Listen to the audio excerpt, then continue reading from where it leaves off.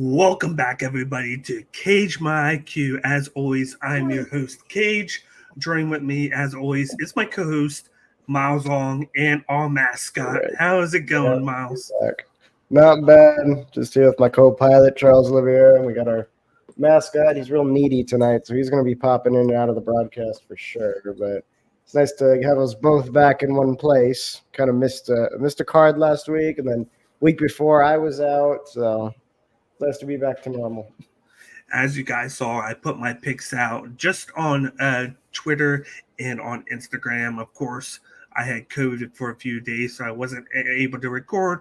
So apologize for everybody that tunes in weekly. But as you see, we're back regular than ever. So we're looking forward to doing our picks and predictions today for UFC 293, which is live from Sydney, Australia this Saturday. It's headlined by Israel Adesanya versus Sean Strickland for the UFC middleweight championship. And then we even have a fun co-main event in the heavyweight division between Tai Tuivasa versus Alexander Volkov. Before we get into any of that, as always, this is Cage My IQ. You can find us on social media, on Twitter, on Instagram, on Twitch, and on YouTube. Don't forget to subscribe to the YouTube channel at Cage by IQ. As you see right there, the Twitch channel says at Bloodline ENT. That is in the process of being changed. We're changing network names. What used to be called Bloodline ENT. It's getting changed. All I can tell you right now is hashtag Fanatics. We're going to be going live this Saturday to talk about the new name, new logo, the new start to the network. It's still the same YouTube channel, same Instagram, and same Twitter/X for the old Bloodline Entertainment Network, but it's going to be a new name. So keep an eye on everything on our social media platforms. But other than that, you can find us always on the Cage My IQ YouTube channel, and make sure you definitely subscribe to the Cage My IQ Twitter, as you see there at Cage IQ. I post all the content, all the picks, Cage's bet slips on there. So if you can't find anything on the new network name, you can definitely find it on the Cage IQ Twitter. But also, we got the merch out for Cage My IQ. We're actually developing the new shirt at Fighters First with the new logo. As you see, we've had a new logo for a couple months. The old one was the sword and shield one. We're still going to be pushing that out on fightersfirst.shop, as you see right there. But keep a lookout in the next couple weeks for the new logo with the fist that we got. But definitely go to fightersfirst.shop, search the log for the sword and shield logo in white, green, and gray, and definitely check out all the other merchandise that he has on there, from WWE to other wrestling to MMA to kickboxing, you name it, in combat sports. Mike Ginn has you covered at fightersfirst.shop. Other than that, all I ask for you guys to do, if you're just tuning in for the first time, smash the like button down below. Don't forget to subscribe to both YouTube channels. And then please hit us up in the comment section. I want to know what picks you're going with this Saturday's pay-per-view and what the bets that you're looking to go forward to. And let me know what you think of ours. We've been putting them out for you guys. We dive into that a little bit. I give you guys the Cage's bet slip, which has been doing a great job the last month. So definitely keep an eye on that, and it gives any thoughts of what you're going to go with from a betting standpoint for UFC 293.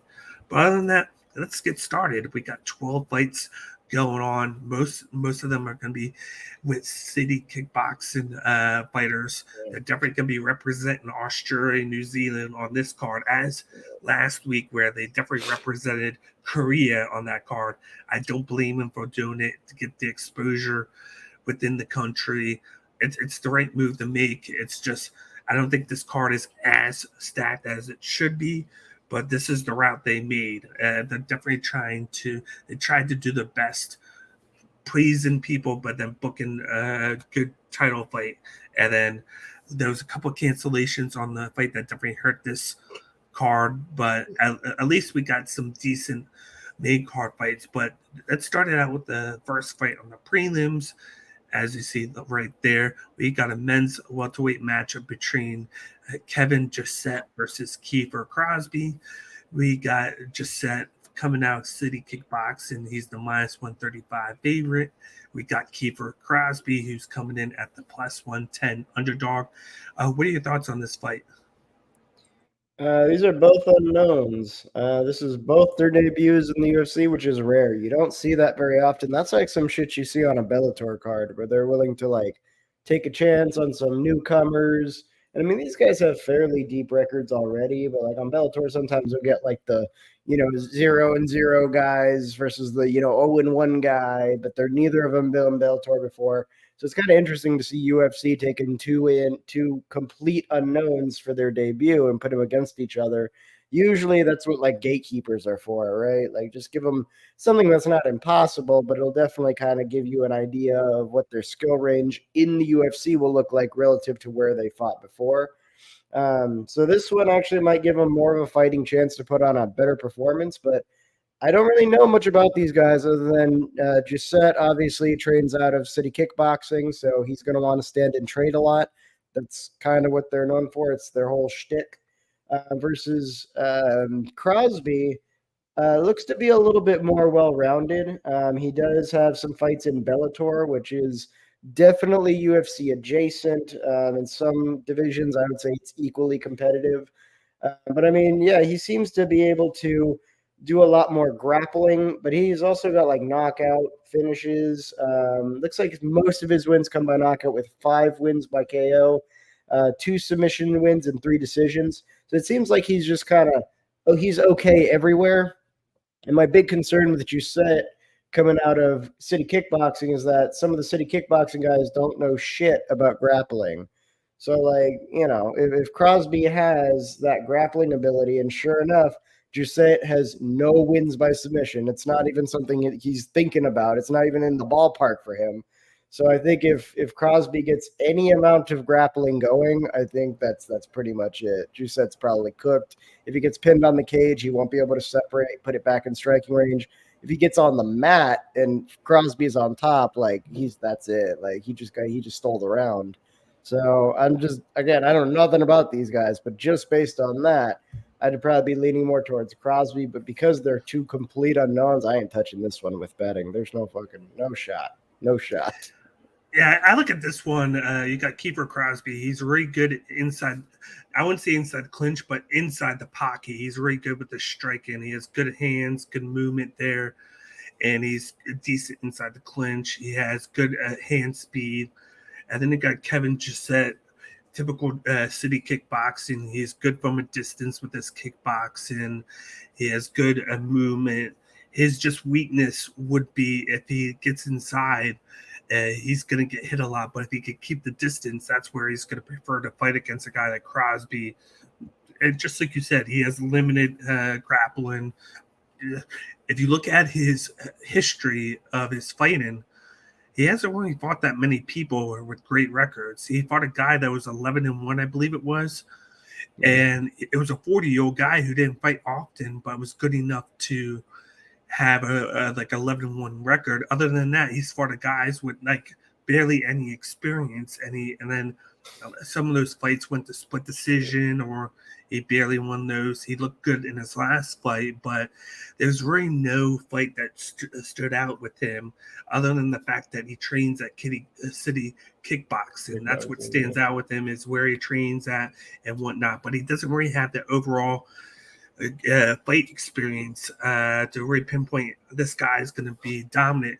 Whereas, just like you said, Kiefer Crosby has just enough in each avenue to where he's not going to be one of those guys who gets up in the rankings, but he might be a guy in the mid tier where he's going to get a couple wins, maybe lose, but then get a couple wins and then stay in that like 20 to 30 range, because he can strike, he can grapple with you, he has decent leg kicks, like he has his hand speed and fighting inside the clinch is where he's going to win this fight. I think this is a 29-28 a decision win for him. I feel like Jacek can have a round where his distance will create problems maybe in the beginning for Crosby. But once Crosby gets going with his striking and he can find his way inside the pocket, I feel like that's when he's going to have success here. And then you look at the gap difference in the betting.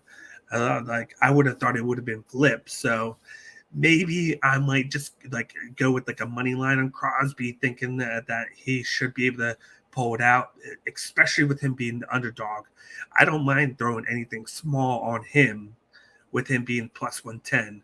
Like if he was minus 135, like Gisette was, I'd probably stay away from it. But knowing that he is the underdog in this, I might throw like a 0.5 units on him, like half a unit, just with the money line. I won't go anything crazy with it. It would probably just be that. Other than that, I'm with you on this.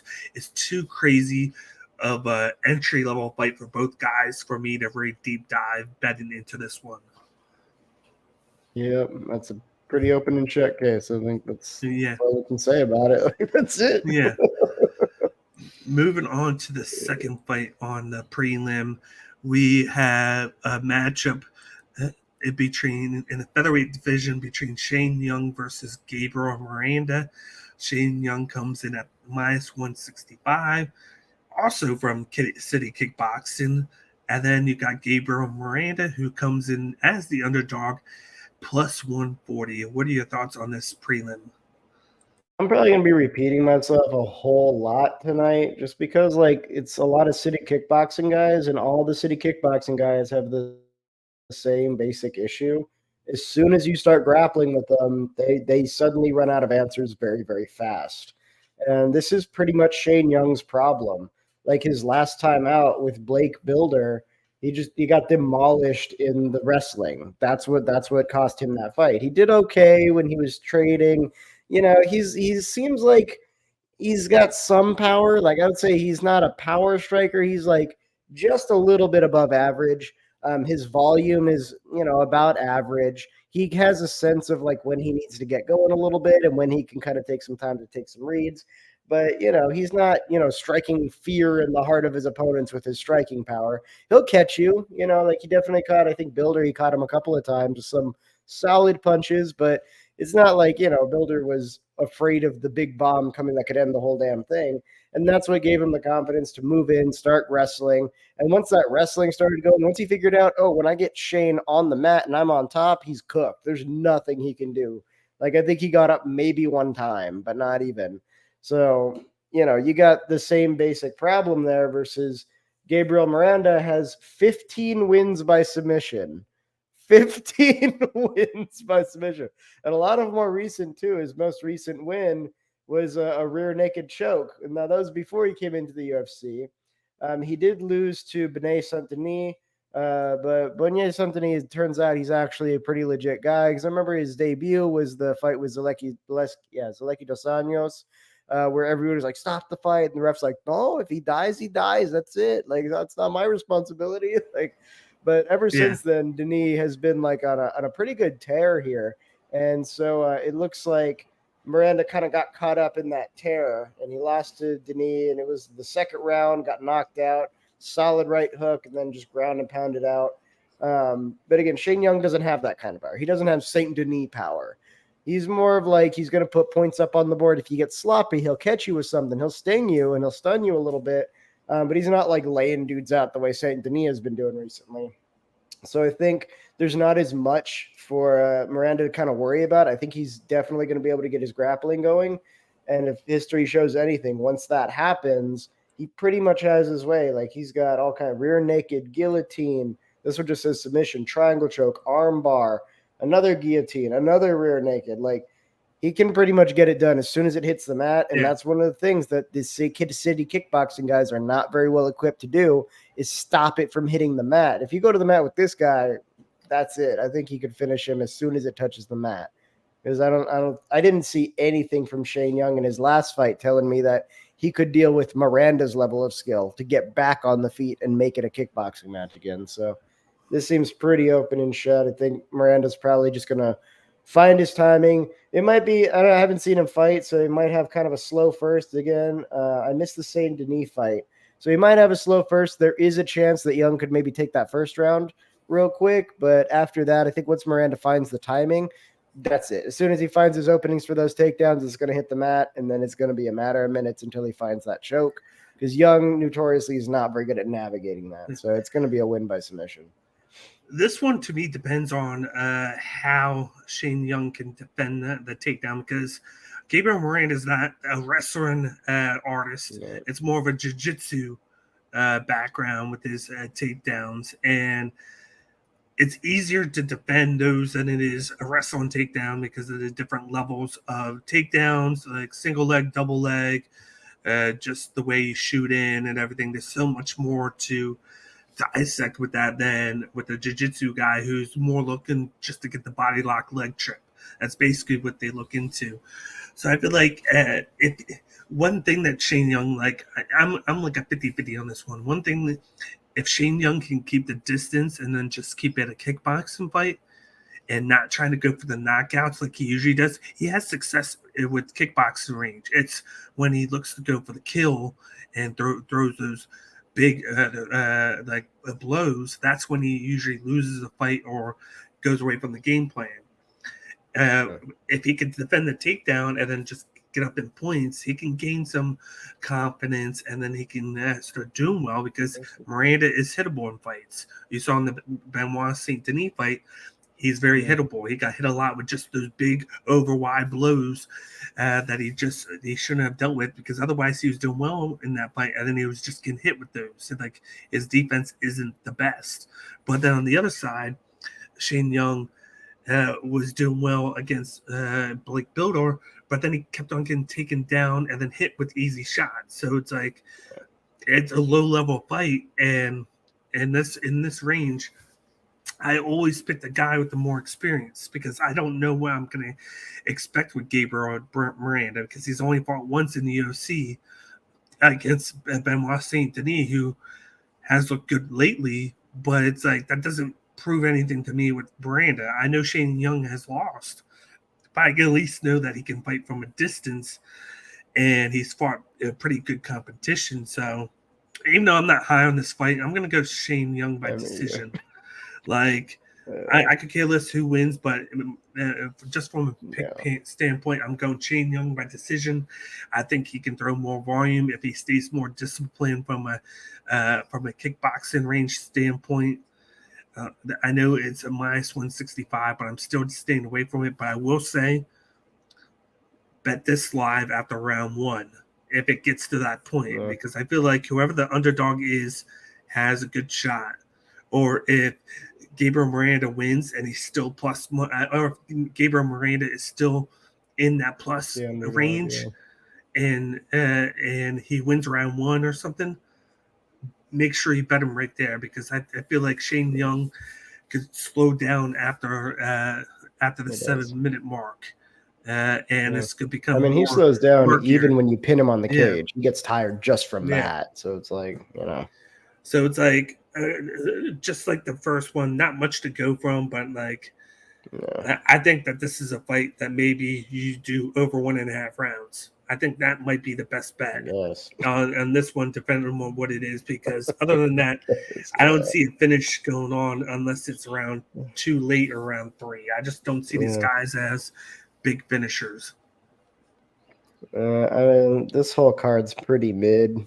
I mean, we're not going to get anything really interesting until we hit the main card, so we could just breeze through these. Like, these are pretty low stakes, to be honest. Like, this is just for City Kickboxing to do some marketing. That's what it is. Like, they want the big marketing card, so they got all their guys lined up. So, all right, let's keep going.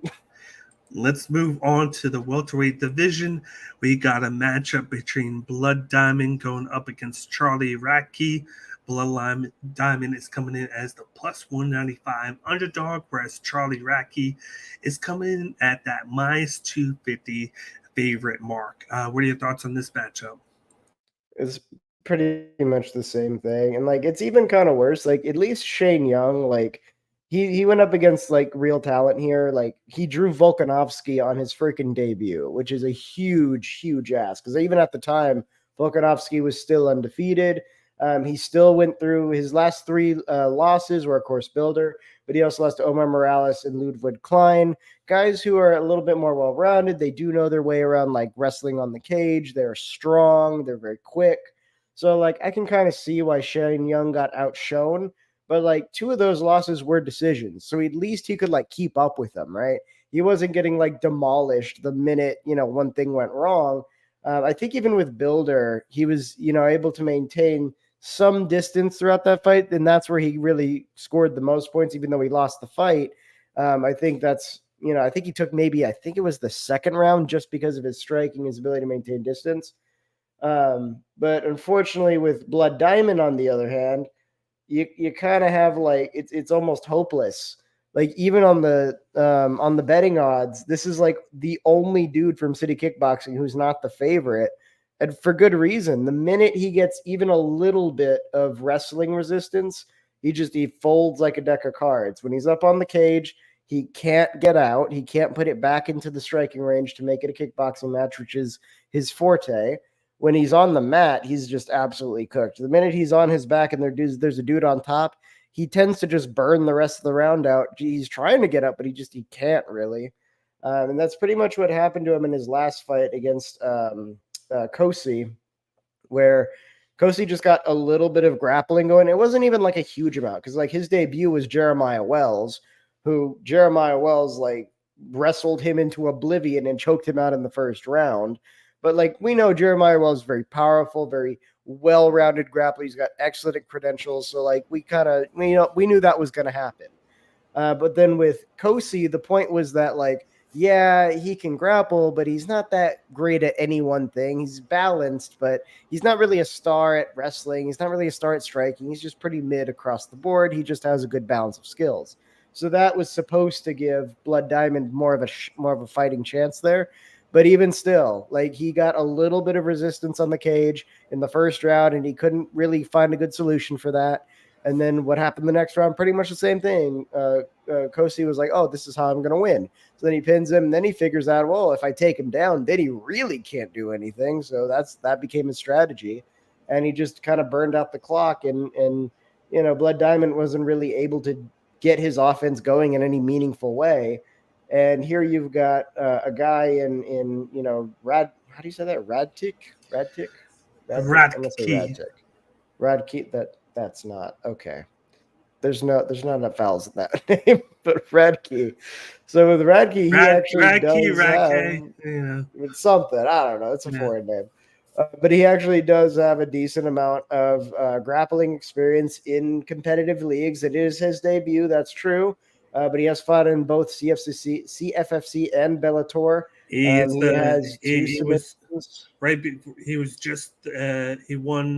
won the middleweight middleweight title in CFFC against Forrest, and then he defended it right before making the call up. So, I mean, this guy definitely knows what he's doing when it comes to grappling. And I think if he's been paying any amount of attention, he knows exactly what he has to do to shut Blood Diamond down and just put him in a position where he has no answers. And that's the thing. Like, even if Blood Diamond can maintain the distance for a little bit, he's not great at maintaining the clinch range. And that's one thing that Adesanya outshines all these guys on, is being able to work in the clinch. He's gotten way better about when he hits the mat. He's able to get up right away. He's able to stuff takedowns. Those are the fundamental skills a lot of these guys just don't really have. And Blood Diamond is probably the most lacking in all of those anti-grappling skills. So, I think Radke is the favorite for a reason, and he's probably going to submit him pretty quickly. Or he could maybe get a ground and pound if he maybe stuns him a little bit, wrestles him, takes him down, and wants to finish it that way. But I definitely see a submission is more likely here, given his credentials and his background. Yeah, then you got to look at the fact that Blood Diamond is only 3-2 in his whole career. And then that doesn't include the couple kickboxing fights, because that's what his background is. He's a kickboxer. That's his expertise. That's what got him there. And he kind of doesn't really have that much level of grapple or jiu-jitsu. It's mainly the kickboxing striking that he has.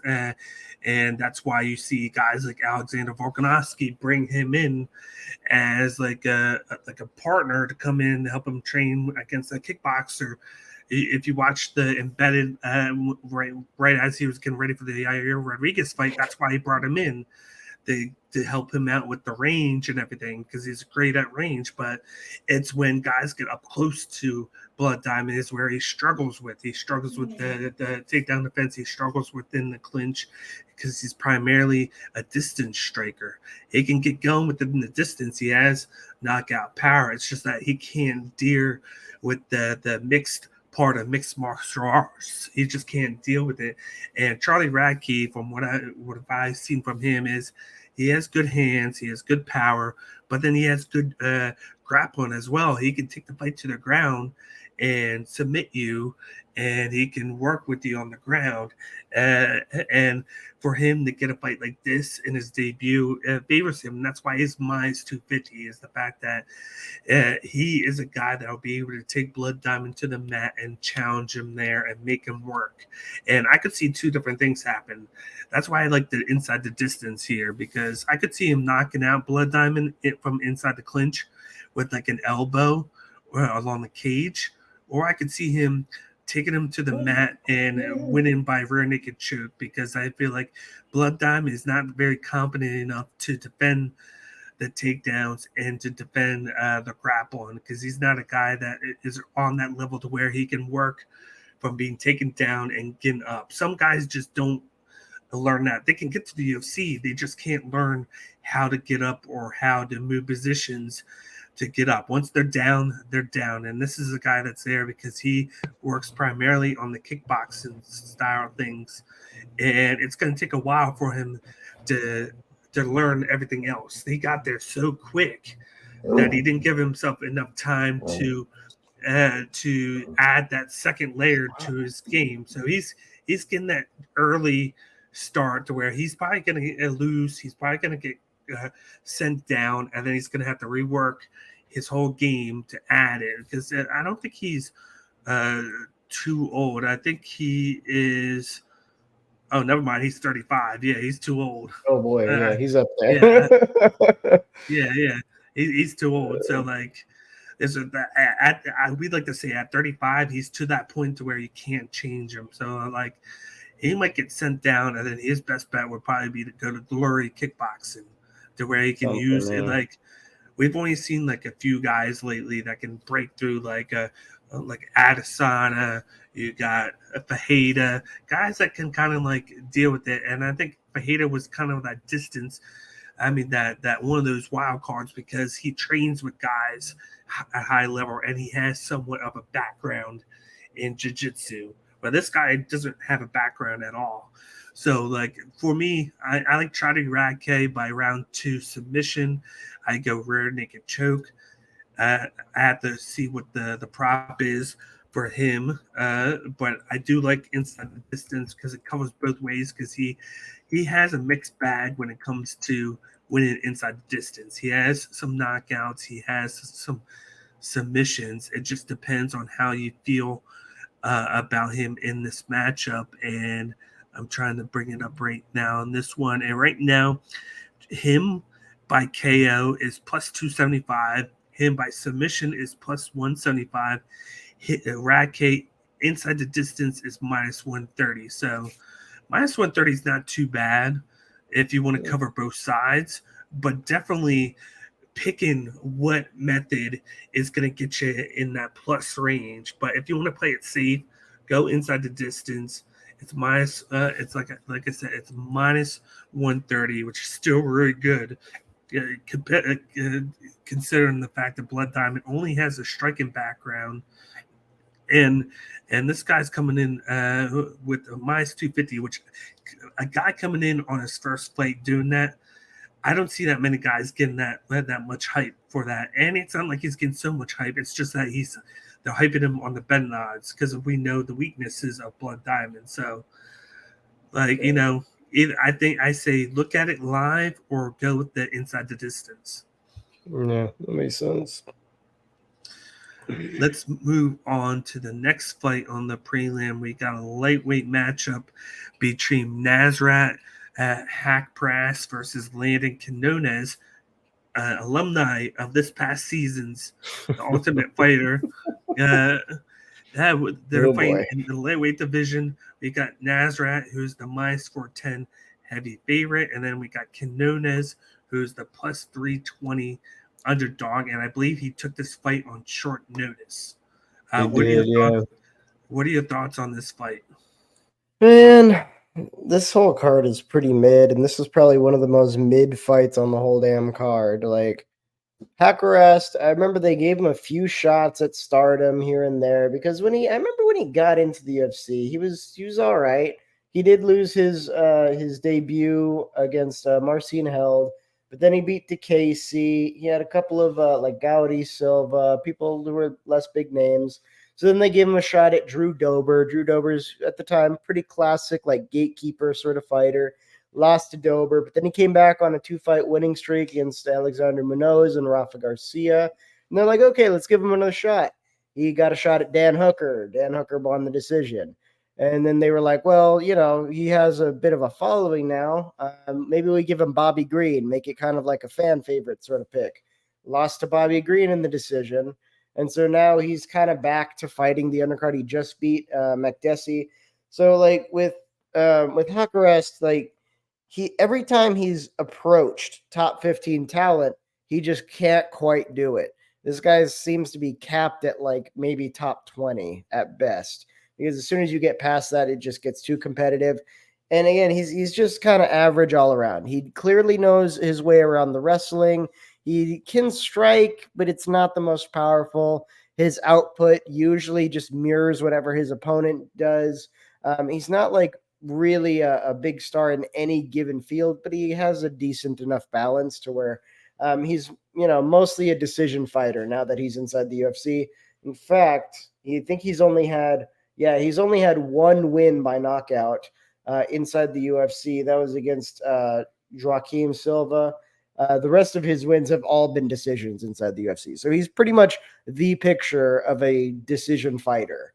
And Quinones, like, man, that was one of the things about this past season of Ultimate Fighter. It's like, I get what they were going for, and it sounds cool on paper. You got like the old pissed off vets that want to get back in, and then you got the young hungry talent. Let's see who's hungrier, right? It's a cool idea, but then immediately you see like there is a difference between the fighters who have been to the UFC and the fighters who have not.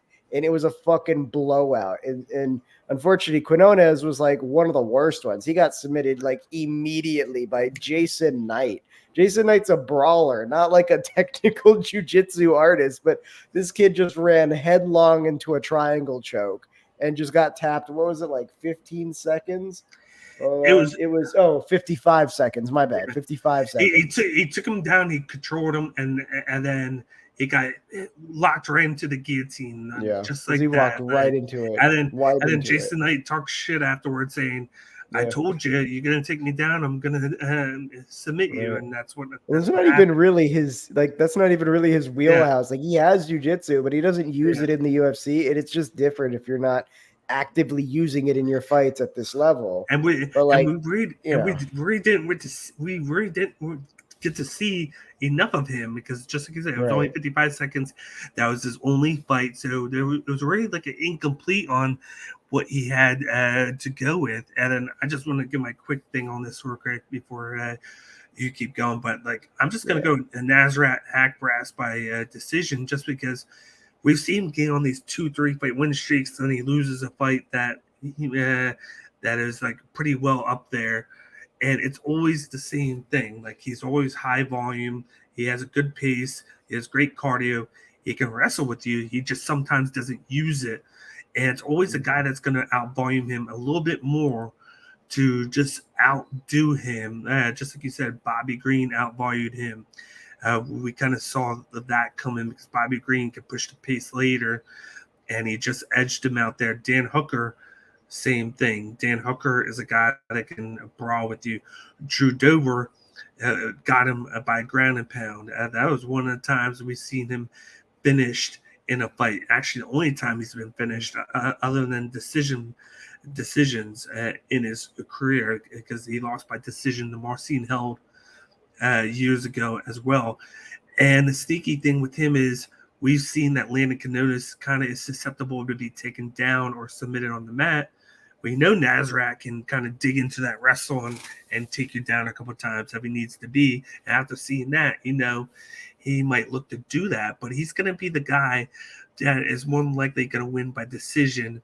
And the decision prop bet right now to win by decision is plus 115, and it's in that plus range.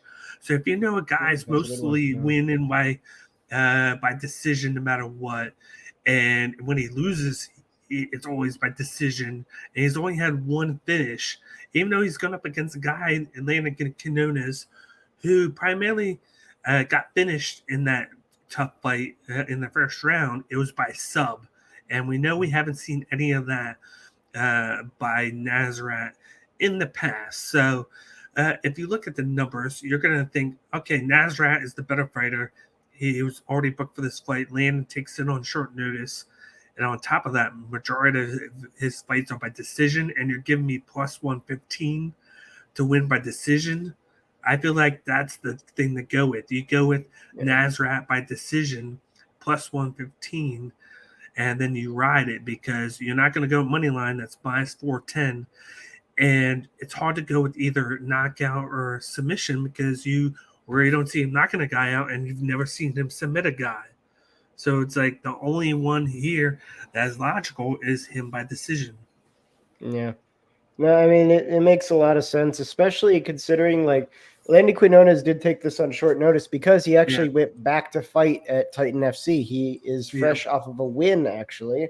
It was a decision win, but if you look at his Titan FC record, it's 7-1. That's an impressive record. Yeah. The minute he touches actual UFC talent, he gets submitted in 55 seconds. And that's against Jason Knight. That's like Jason Knight lost his contract a while ago, and it's because he was on a pretty bad losing streak. So when you go up against someone like Nasrat, who has a very good balance of skills, he has very good fight sense. Like that's why a lot of his wins are by decision, because let's say his strategy is to go in with his striking and out volume, but then he's catching too much power. Then he knows, okay, I got to switch gears. I got to wrestle a little bit. That way, the damage that the judges are seeing is kind of offset by the fact that I have like 2 minutes of control time and the other guy doesn't. Yeah. So he can steal rounds like that. I think Quinones doesn't have that fight IQ yet. I think when he comes to this level of competition, it's just a little bit out of his reach. Because when you look at it, his Titan FC record, it's nearly flawless. And the main blemish is when he actually fought a UFC fighter. And Hazrat is at least winning. Jason Knight wasn't winning there at the end, and he hasn't been in the UFC for a minute.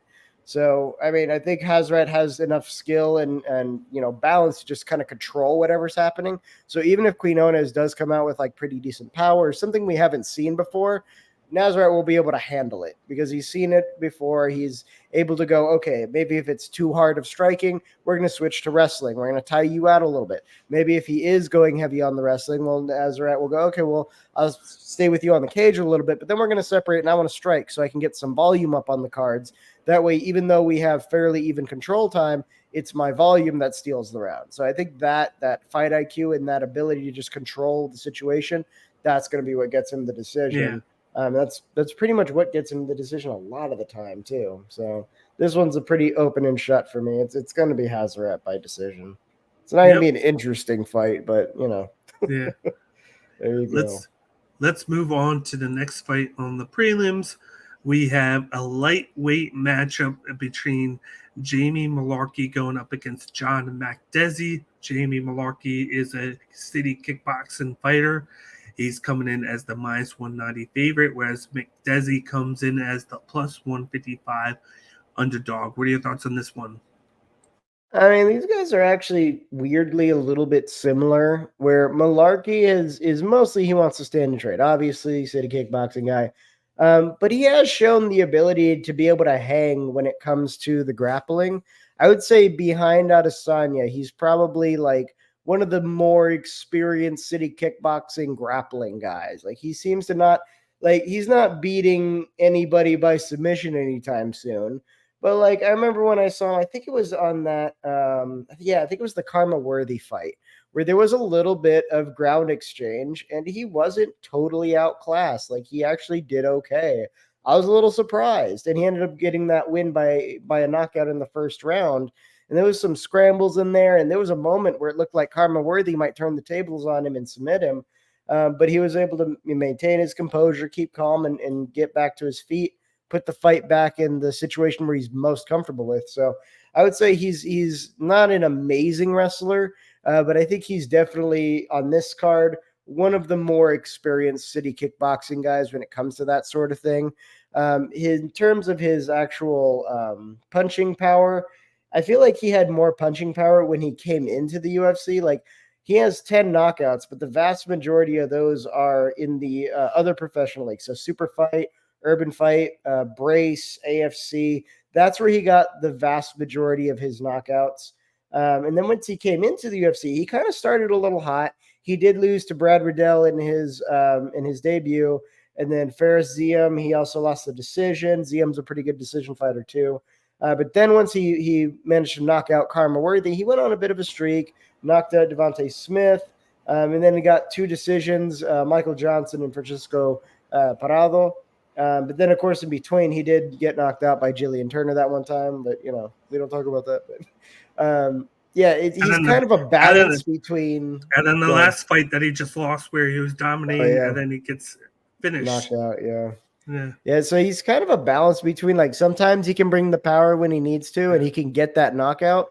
But for the most part, I think he's more like he's not like super high volume like Max Holloway, like high volume, low power. He's like moderate power and about moderate volume. Like he'll be a little more patient. He'll pick his shots, but he's also got that kickboxing background that makes him aware, like, I have to be active. I have to be putting points on the card. I can't just sit here and do a counter game the whole time. Otherwise, he's just going to win because I'm not doing enough, right?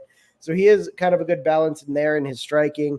And if it gets into a grappling match, he can mostly kind of get through the weeds. Now, McDessie, I think, has a clear power advantage. That's the big thing I see from McDessie. When he actually hits, like in his last fight that I saw, what was his last fight? Hold on, I didn't pull up his thing yet. John McDessie, there he is. His last fight was against. It was against Hakarast, actually. Was it the Hakarast fight I saw? Yep. Yeah. Oh no, I saw the Bahamundes fight. So Ignacio Bahamundes, definitely like a big boy for that division. Very powerful for that division too. He came in off that Dana White Contender Series knockout, and then he went on a bit of a streak because of his length, his reach, and his power. He had like a 3-fight winning streak there for a little bit. But McDessie is the one who kind of like interrupted that streak a little bit. And then, of course, recently he just lost to Ludwig Klein. But one of the things that kept McDessie in that fight was, one, the balance of skills. He's able to wrestle, and he's pretty good at it too. He's fairly decent, even against a guy like Bahamundes, who's like really big and long, and that's sort of its own takedown defense. It was the power that made Bahamundes respect him in the striking. So he had, again, moderate volume, but then when he would sting Bahamundes, he stunned him bad a couple of times. I remember he stunned him once, almost finished it in the first round, and then I think it happened again in the third round, but ultimately he took that decision. So I think with the power imbalance, and these guys, their skills are so roughly even, I would say since McDessie just has a little bit more power on his side, and when we look at the records as well, oh wait, I'm on Ignacio Bahamundes. We look at how long the record is, like, Jesus. McDessie has been fighting. Well, he's been inside the UFC since 2010. So he is a vet. He is a vet. Whereas, Malarkey has been in since 2019, like a relatively newcomer. So I think that deep experience plus the power advantage, I think, is going to help him out a lot, especially if Malarkey is coming in with stings here and there. I got to look because I feel like they fought almost about the same amount of fights in the UFC because there's a long McDessie has way more fights in the UFC. Like, it's insane how many fights. Let me count them real quick. 1, 2, 3, 4, 5, 6, 7, 8, 9, 10, 11, 12, 13, 14, 15, 16, 17, 18. I'm counting 19. I may have It just missed my feels that way numbers, because but he. It it's just feels way that up way because there. he has it feels that way because he has that long gap, and then you Yeah. got 1, 2, 3, We also have 4, Malarkey 5, is a little 6, bit 7, more. 8. He's a Oh little yeah, bit more. You can it's see 9 to him. 15, so it's not as bad as what I thought it was. 9. Hold on, let me see. 1, 2, 3, 4, Yeah, 5, he's 6, going 7. on Oh yeah, 9 yeah, it is a fight 9. now. Yeah, Yeah. but he does have a lot of spots on pay-per-views. That's what I'm noticing. Like of the It's just 9, 4 of recently. them are I think it's pay-per-views. because So that's a big recently thing too. I think recently it's because he's fought a lot more recently, and McDessie has been inactive. So it seems like he's bridged the gap a lot because of that. Yeah. Because McDessie hasn't fought that much in the last couple of Yeah, years. that's true. Yeah, he has Yeah, taken a yeah, bit of like a hiatus. yeah, and then since then, Malarkey has started his UFC career and has fought a lot. And this was almost a tough fight because I do think McDessie has the power, and we've seen Malarkey get chin. But at the same time, Jamie Malarkey has a nice overall skill set, and there's been fights where he's showcased that greatly, and then there's other fights where he's kind of Not been so up much. and down, like kind of roller coaster. Like he has good power himself. He has good distance striking. He's good in the clinch. He has knockout power. He has good cardio. His one weakness, though, is getting hit certain times and then getting. I wouldn't say he has a glass chin, but there's certain times his defense goes down because of how he fights. He puts it down to give himself extra. It's not all the time. He only does it sometimes. So if like you can pick up his pattern, you can guess on those patterns and then get a good free shot on them, and that's what some of the guys have done. You saw in the last fight that's what happened. He was killing his opponent the last minute replacement, and he guessed the shot in the round 2 after getting annihilated the first round and a half, and he caught Malarkey, and it changed the whole complexion of that fight in his favor to get that victory by KO just because of what he was doing in that fight and how like he got the tell. And sometimes it happens to Malarkey, sometimes it doesn't. I think Malarkey could win this one by a late finish because I feel like he's going to have the more volume. He's going to press the pace a little bit more. He's going to be a little bit skittish of the power of McDessie. So I feel like he's going to be blocking his face more this fight. I feel like he's going to be more prepared for it. So he might take a little bit away early of like throwing for power, and he's going to do a lot more damage. And he's going to get up early, which is going to cause McDessie to have to come from behind and kind of leave himself open to throw in shots, and then that's where Malarkey would get that late finish. I think I could see it either way, honestly. yeah. Like that's the thing, they're so close in their styles. They both Yeah. have fairly well-rounded skill sets. McDessie does have a power advantage, but he's not finishing dudes. Last dude he's finished was oh boy, I gotta scroll. Shane Campbell back in 2015. That was his last finish. He has been winning by decision, and some of these names are impressive. The most notable being Ignacio Bahamondes. But Ignacio Bahamondes wasn't like I think that's what cost him is that he's not as well rounded yet. I also, He's mostly just but striking, so he doesn't have as many threats to throw out there. Malarkey does, and then it worries me that he lost to Francisco Trinaldo a month beforehand. No, a year beforehand. Which it's like you can beat Bahamondes, but you can't beat Francisco Trinaldo. And then you come off of that Bahamondes split decision win, and then 5 months later, a year and a half later, you lose to Nazareth. That's his last fight. Is Nazareth over a year ago to the States. And then before that, he beat Pinedo, Pearson, and Abel Trujillo. Before getting knocked out by a rear kick in 2016 by Lando Vernada, a grappler. Yeah. So that's something. Even though that was 7 years ago, that still questions me that you get finished by a grappler by a wheel kick. In round 1. It's a little weird because like I could see McDessie maybe getting a decision here if he's able to use his experience, just like he did with Bahamondes, to just manage Malarkey, because Malarkey is not going to be the one who is initiating wrestling exchanges. That's not going to be him. That's not his But he wheelhouse. does have good takedown defense. That's why He I like does, yeah. No, I don't think Malarkey. McDessie's going to be hunting for takedowns. I think he's just No. going to want to pin him on the cage and burn him out. I think if Yeah. McDessie can find a balance between just standing and trading a little bit, stinging with big shots, and then pin him on the cage and burn him out, he could steal rounds that way. But then Malarkey, on the other hand, could just outpoint him. He could outvolume. Yeah. He could maintain that distance. This and would just be a make good it fight back. this would be a good fight to watch live and the live bet It after would be, round yeah. one. This would That's be the the one. perfect one Yeah, to do so.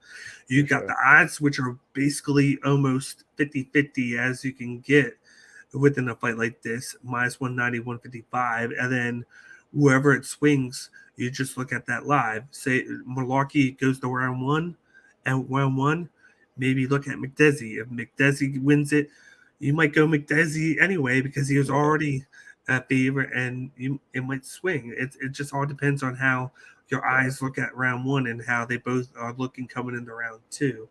But this definitely would be a good option for live bet. It's just like you said, they're very close. I'm just edging with Malarkey. I know McDessie has the more experience in the UFC, but lately I feel like it's been Malarkey, and I like the competition Malarkey has fought of late compared to McDessie, because McDessie, like in the 5-year span, he's fought once every year and a half, and I feel like He's been active, that's a long time in between, whereas Jamie Malarkey is less than that. If you look at Malarkey, he's fought last time he fought in June. Uh, he fought in February. He fought in last July, and then Turner was March. It's every 3-4 months he's fighting. He's at least fighting at least twice a year, possibly three. So he's staying active. Even though you're losing, he's staying active, and he's still to that point to where he could like he wins two and then he loses one. He wins two and then he loses one and then whatnot. Like the Riddell one, he definitely lost. Fair Zeman, I felt like he won that because he took down Zeman 4 times, and it was just one of those fluke ones. Turner definitely beat him, and then he was dominated Naimov, and then Naimov caught him at the end. So it could have been Ryan on a 3-fight win streak there if he didn't get caught, and that's why he's in the position that he's in now. So I still like him edging this fight out in this one. I'm saying either way. Like, these guys are very closely matched. This is probably one of the. This is the second most interesting fight in the entire prelim card right here. Let's move on to the next prelim one. We got a featherweight matchup between Jack Jenkins versus Chepe Mariscal. We got Jenkins, who's the minus 220 favorite, and then we got Mariscal, who's the plus 175 underdog. What are your thoughts on this one? So I'm not gonna lie, I accidentally forgot to do this one. Like, it wasn't even in my list for some reason. I don't know how I missed it, but I've been eyeballing their records, just doing a little research in the background while you've been talking. And right now it looks like Jack Jenkins, even though isn't he I don't see his affiliation. Is he a city kickboxing guy, or is he from somewhere else? I think he trains with them from time to time, but he's not. Yeah, I mean, he's out of Victoria, Australia. So. Yeah. I think he trains primarily somewhere else, and then he works with them for maybe like a week or two. Gotcha. Okay. Because, I mean, he definitely has hands for sure, 5 KOs. He has a couple submission victories, but he hasn't had one in a long while. Like, it's been a minute since he choked someone out. Last time he choked someone out was 2019. Or no, I'm sorry, 2020. After that, knockout, win by TKO, a decision, another TKO, 2 decisions. So he's been streaking for a while, and it seems like he definitely would prefer to stand and trade, but he does have the ability to grapple when he absolutely needs to. And he is riding a 1, 2, 3, 4, 5, 6, 7, 8, 9 fight win streak. 3 of those, 2 of those inside the UFC. One of them is a Contender Series fight. And then Mariscal, it seems like his background would lend to him being a better grappler than anything. Like, you see early in his career, he has like some pretty impressive submissions, and then he's got a couple of knockouts in there. like his record looked more well-rounded. But then as you get closer to like when he gets into LFA, Cage Warriors, he starts to really kind of be more one note. Like he wants to stand and trade more. So it doesn't seem like he kind of fell in love with the punching, I think is what happened there. And that kind of made his record a lot more spotty. He has more knockouts, like more knockout losses as well, which tells me his defense is probably not always 100%. He seems like he's a bit more of a brawler. When you get some of these Brazilian guys with the Muay Thai, that does happen where they just kind of step forward and they will trade one and eat one, and it gets a little crazy in there. So I mean, in terms of like technique, overall balance, I feel like Jack Jenkins seems like the better pick here. I think there's a reason why he's striking the way he is, and I think part of that is, yes, he is good at striking, but he's also able to balance it with the other skills when he needs to, because sometimes you need to pull that ripcord and use your wrestling, because if you get rocked, you need to get him to stop punching you somehow, and wrestling is usually the more effective option for that because it makes him tired, gives you time to recover, and then it puts you in the driver's seat. So once you're good, then you can separate and go back to striking. Whereas I think with Mariscal, he's going to be the brawler. He's going to want to walk in and just throw haymakers and just trade. And I think Jenkins will be able to more effectively manage that with the balance of striking wrestling. Whereas Mariscal, I think, I think with his defense is going to be an issue, especially with what it looks like Jenkins likes to do is kind of keep a certain range until he needs to and then change to wrestling. Whereas it looks like Mariscal with the brawling, it puts him in as much danger as it puts the other guy. So I think the more technical, balanced fighter is probably going to be the one that shines here. So just eyeballing it, I could see why Jenkins is a minus 220 favorite. Makes sense. But yeah, I don't know too much about this because I am just now researching on the fly. So that's the most basic analysis I've got. You watched Chepe Mariscal's last fight against Trevor Peek, and it's kind of similar fight as this one, except for the fact that Trevor Peek puts a lot of power into his striking. He puts 100% into it. So he was hitting around Chepe very well, and then Chepe would just go into the clinch, stop his momentum, and then by round 2, Trevor Peek was getting slow, and then that's when Chepe Mariscal was able to take over because Peek was getting tired, and then he was able to get the finish there because of that, just because of how the reach of Mariscal and the fact that he had better cardio, and Peek just tired himself out going for the kill in round 1. Jack Jenkins is a dynamic striker. He has great hand speed. He has underrated calf kicks that he throws. But the big thing with him is a lot of his fights go to distance because he doesn't put 100% into his striking. He dials it down to 60 to 70% and allows him to attack his opponent without tiring out so he can last all 3 rounds. He attacks the whole body. He attacks the head. He attacks the stomach. He throws a lot of body shots. And then he does the leg kicks, which they hurt a lot. And then he did have that questionable decision victory over Jamal Emmers, but it was because of how he was attacking him. He was the one primarily going at Emmers, and Emmers wasn't able to get the ground game going, the grappling, and that's a big thing with Jenkins. He has great takedown defense. So the grappling with Chepe Mariscal is going to get kind of nullified, so then it becomes a striking. And when you look at Trevor Peek, who was landing a lot on Mariscal and then tired himself out, Jack Jenkins is going to throw a lot at him with less power, and it's going to allow him to do it even longer. That's why if you look at the history of Jack Jenkins, a lot of his fights go to decision. It's because of that. He sacrifices the finishes and the power to allow him to attack his opponent over time, and he can get finishes. It's just that sometimes he doesn't, and then he brutalizes his opponent by damage, and then it's basically a clear-cut 30 to 27, 29, 28 for him, usually in fights. Like, I feel like you're going to get a motivated Jack Jenkins coming off of that questionable win over Jamal Emmers, and he's fighting a guy in Chepe Mariscal who's not as ideal as Jamal Emmers was coming into that fight, which ironically was in Australia as well. Jack Jenkins, one of his last fights before the Jacksonville one. So I got Jack Jenkins win this one by decision. I think he's going to pour in more volume. He's going to be able to defend the takedowns very well, as he always does. And keep an eye on those calf kicks. Those are going to play a big factor in this one against a guy like Chepe Mariscal. I think he's going to get him off of his game, and it should be a pretty easy victory for Jack Jenkins. I know he's the minus 220 favorite in this one. If you look at Jack Jenkins to win by decision, it's plus 130. You look at KO, it's plus 250. You look at submission, it's plus 1800. So it's very high up there.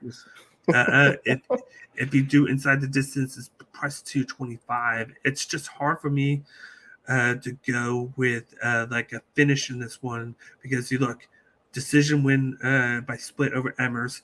He beat Don Chanis by unanimous decision. His fight in the Contender Series was around 3 ground and pound against Linares, but then he has decision, a leg kick victory.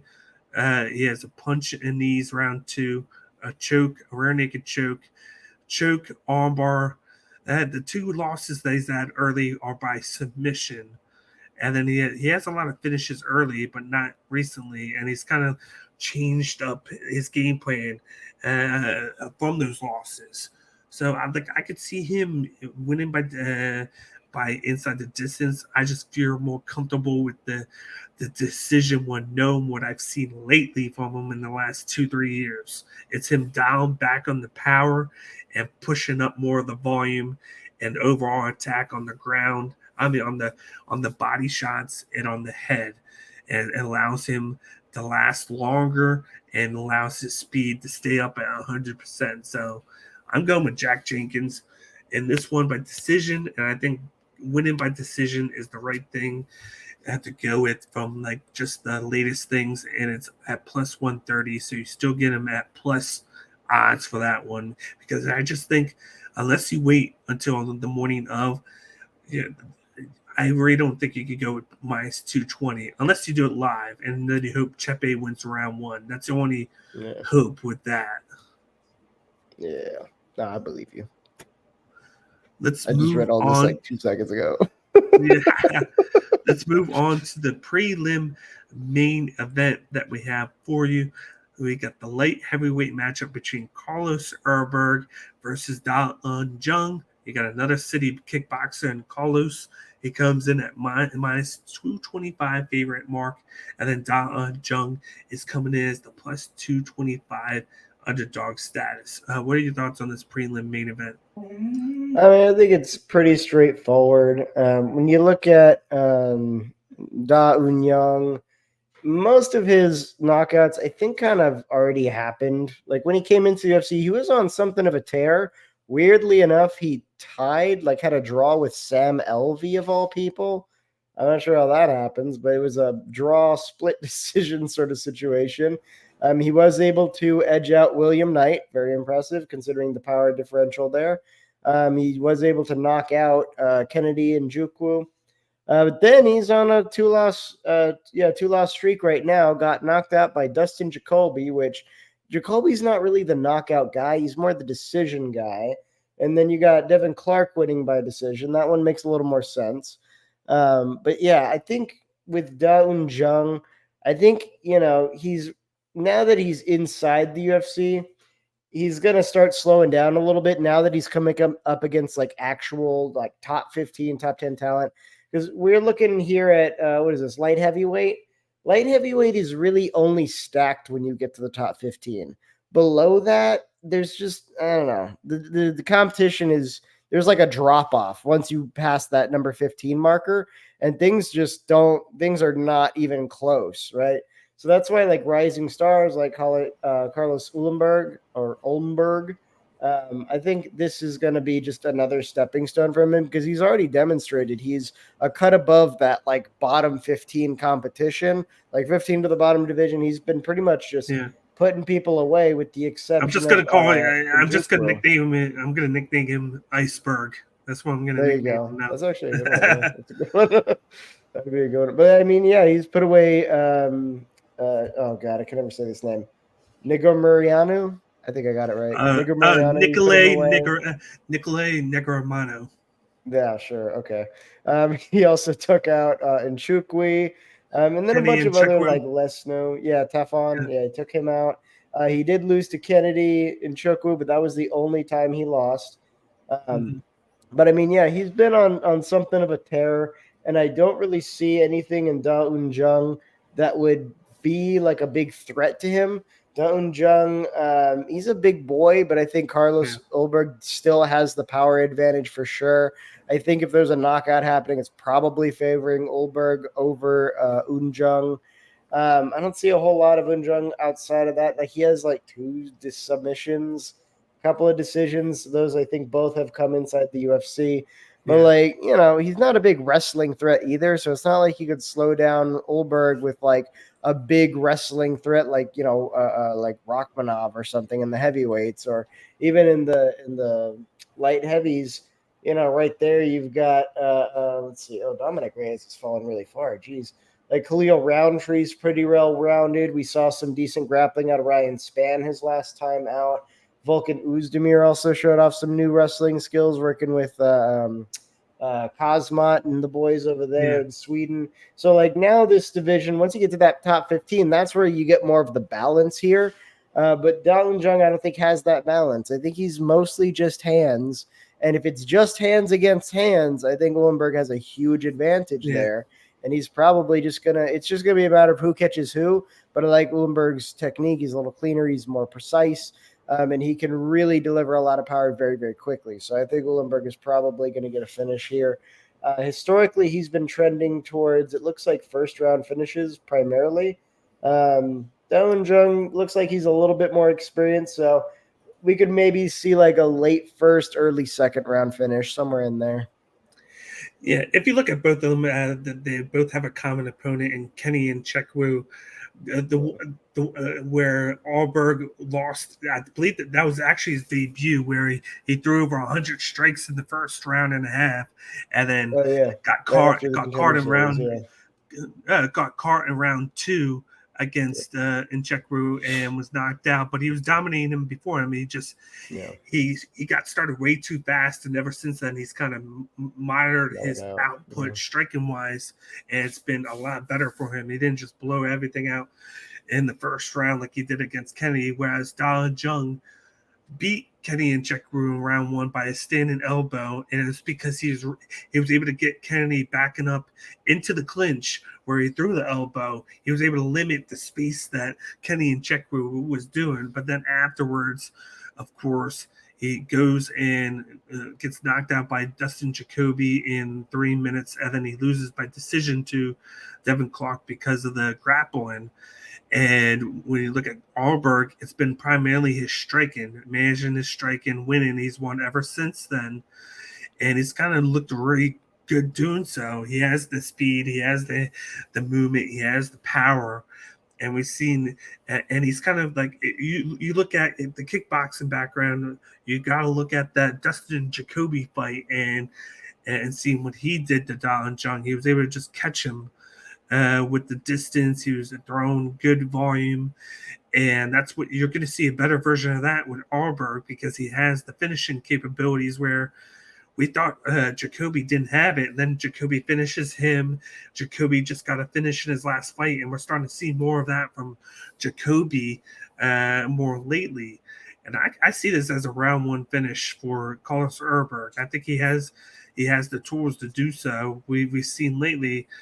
He fooled me once. He fooled me twice. You tie to Sam Alvey, you get knocked out by Justin Jacoby, and then you barely you barely lose to Devin Clark in a too close of a fight where it has been fighting the same way since then. And then before that, he goes the decision to William Knight, who can barely cut weight now and has to fight heavyweight now because of the issues that he's having there. So it's like, is it just something when defensively that he's not getting going with? Because Da Jung has the power. We've seen that, just like I said in Chikwu fight. It's just that he hasn't been able to do it defensively, and if he can't do it defensively, he's going to have loads of problems with a guy like Ulberg, who has that dynamic. I think he might be, if you take away Volkanovski and you take away Adesanya, this is the third best guy in that, I feel like, in that camp. And that's saying something with Kai Car France there. I think this is the third best guy out of that group because he has the size, he has the reach, he has the striking out point, and he has the finishing capabilities to do all of that. And if you look at the average strikes per minute, it's up there. Like he throws in same amount. And if you look at the Arberg by KO, it's at minus 165, which is a very generous bet there for you, knowing that majority of his fights are going to be finished in round one and by KO because that's primarily what he does. And if you look at the output that he's done in the past in all of his fights, you really haven't seen much because he beat Bruno Oliveira on Dana White by KO. He loses to Kenny and Checkru round 2, but he still threw for over 150 strikes in that fight before getting clipped. He beat Fabian Surratt by decision round 3, but he had 70 strikes, and then he had 2 takedowns, and then he had more strikes added on from clinch. He just wanted to outshow his grappling side of things. He knocked out Tepin round 1 a minute in. He knocked out Nicolay round 1 3 minutes in, and then he knocked out Ihor Pateria 2 minutes in. So he's on a 3-fight knockout streak since that Fabian Surratt victory. So he's rocking a 4-fight win streak with the last 3 being by KO. So I think he continues that KO streak. I think he does it in round 1, and he makes it look easy. So I got Carlos Urberg round 1 knockout. I like the knockout prop at the minus 165 mark. Very generous there. And you just got to look at the history with him. If you take away him getting knocked out by Kenny and Checkru because he blew himself the first round and a half, he should have dominated that fight and won by at least decision. It's just that he tired himself out, and Kennedy took advantage with that one punch that he had. And maybe it was a good thing because maybe he needed that to learn the fact that he can't just start out hot like he usually does. And he allowed himself to be more patient. So maybe it was a blessing in disguise for him. Yep. Another easy one. Yep. Let's move on to the main card. We got a 5-fight main card. The first fight on the belt is a light heavyweight matchup between Tyson Pedro versus Anton Turkalj. We got Pedro, who's the minus 130 favorite. We got Anton Turkalj, who's the plus 110 underdog. What are your thoughts on this main card opener? Okay, first off, Anton Turkalj, my man. The moniker The Pleasure Man, that's not it. Pick a different name. You sound like a gigolo, not an MMA fighter. What the hell is that? First of all, like I gotta say something about that. That's crazy. But in terms of their skill level, I think this is another like kind of open and shut one here. I think what we primarily see with Tyson Pedro is kind of like a good balance of skills here. He does like to stand and trade because he does have a pretty decent amount of power. But his record's a little bit weird. Like when he came into the UFC, he beat Khalil Roundtree, big name, beat Paul Craig, another big name. But at the time, Paul Craig was using that basically like, I let you into my front guard, and either I submit you or I get finished or I lose the decision. Like there was no other fourth outcome. Like that's all it was for Paul Craig. So in this particular case, he got finished. And then like he had a couple of losses against Lahir Latifi, OSP, and Shogun Rua, but 2018 Shogun Rua, like on his way out of the door, like on retirement. So that's very interesting 3 losses there. I'm not sure what was happening to him in like 2017, 2018. And then he took a long break, came back in 2022, got on a bit of a winning streak again. He beat Ike Villanueva, Harry Hunsucker, both by knockout in the first round. And then he got stopped by Bukakis That one was a decision, but he was actually competitive for a lot of that fight. I think part of it was the gas tank, part of it was not executing a good strategy. I think there was just a number of issues in that fight, but it wasn't like Bukakis made it look easy. Like he was still competitive in that fight for sure. So I think with Pedro, he has definitely got a good mix of skills. He's got plenty of power when he needs it. He's pretty decent at wrestling, knows his way around the ground when he's on the mat, especially to keep himself out of danger. That's one thing that was impressive to me is when Bukakis was trying to finish him on the mat with submissions, he did manage to find his way out of some really tough spots and just keep the fight going. And in some of those cases, he was actually able to get back in the driver's seat, not only escape the submission, but maintain the top position while doing so, which is impressive. And then you got over here, the Pleasure Man. No, that's not it. He's kind of a newcomer. He had a decision victory in his Contender Series debut against, Asiaco dos Santos. And then when he came in, he's been on a 2-fight losing streak. Now, I will say one of those was against Jilton Almeida. We're going to give him a break on that one. Okay, like we all understand what was going on there. But the next fight, I think it's kind of like what we were talking about earlier with Blood Diamond, right? Got Jeremiah Wells first time out, got obliterated. And they're like, all right, let's give him someone a little easier. That way he has more ability to show skills. And that's what I think they were thinking with Vitor Petrino. I think they were thinking, this guy, he's, pretty mid. I think if we give him some a little easier, maybe he'll do better because he did pretty decent on the Contender Series. So we're hoping for a repeat of that. We want an encore performance. So let's dial down the talent a little bit. That way he's got a shot and not give him a monster like Almeida first time out, right? So, but the problem is he kind of came out and he showed, I don't want to say well-roundedness because there were some deficits for sure. Like you could just look at the stats. The stats pretty much tell the story how that fight went. The striking was pretty close. Petrino did edge him out, but he had more significant strikes thrown at 82 versus Tolkage's 56. But in terms of what landed, 59-33. But the grappling is very interesting here. 6 minutes of control time, 6 minutes and 13 seconds on the official stats website. But that's a crazy amount of time. But what's even crazier, Turkalji did have some control time, 4 minutes, but he had 5 of 15 takedowns. 5 out of 15. He got stuffed 10 times. 10 times. Not today. And then Petrino took him down 7 times. 7 out of 9. And out of 9. So he only missed twice. That's an excellent rate.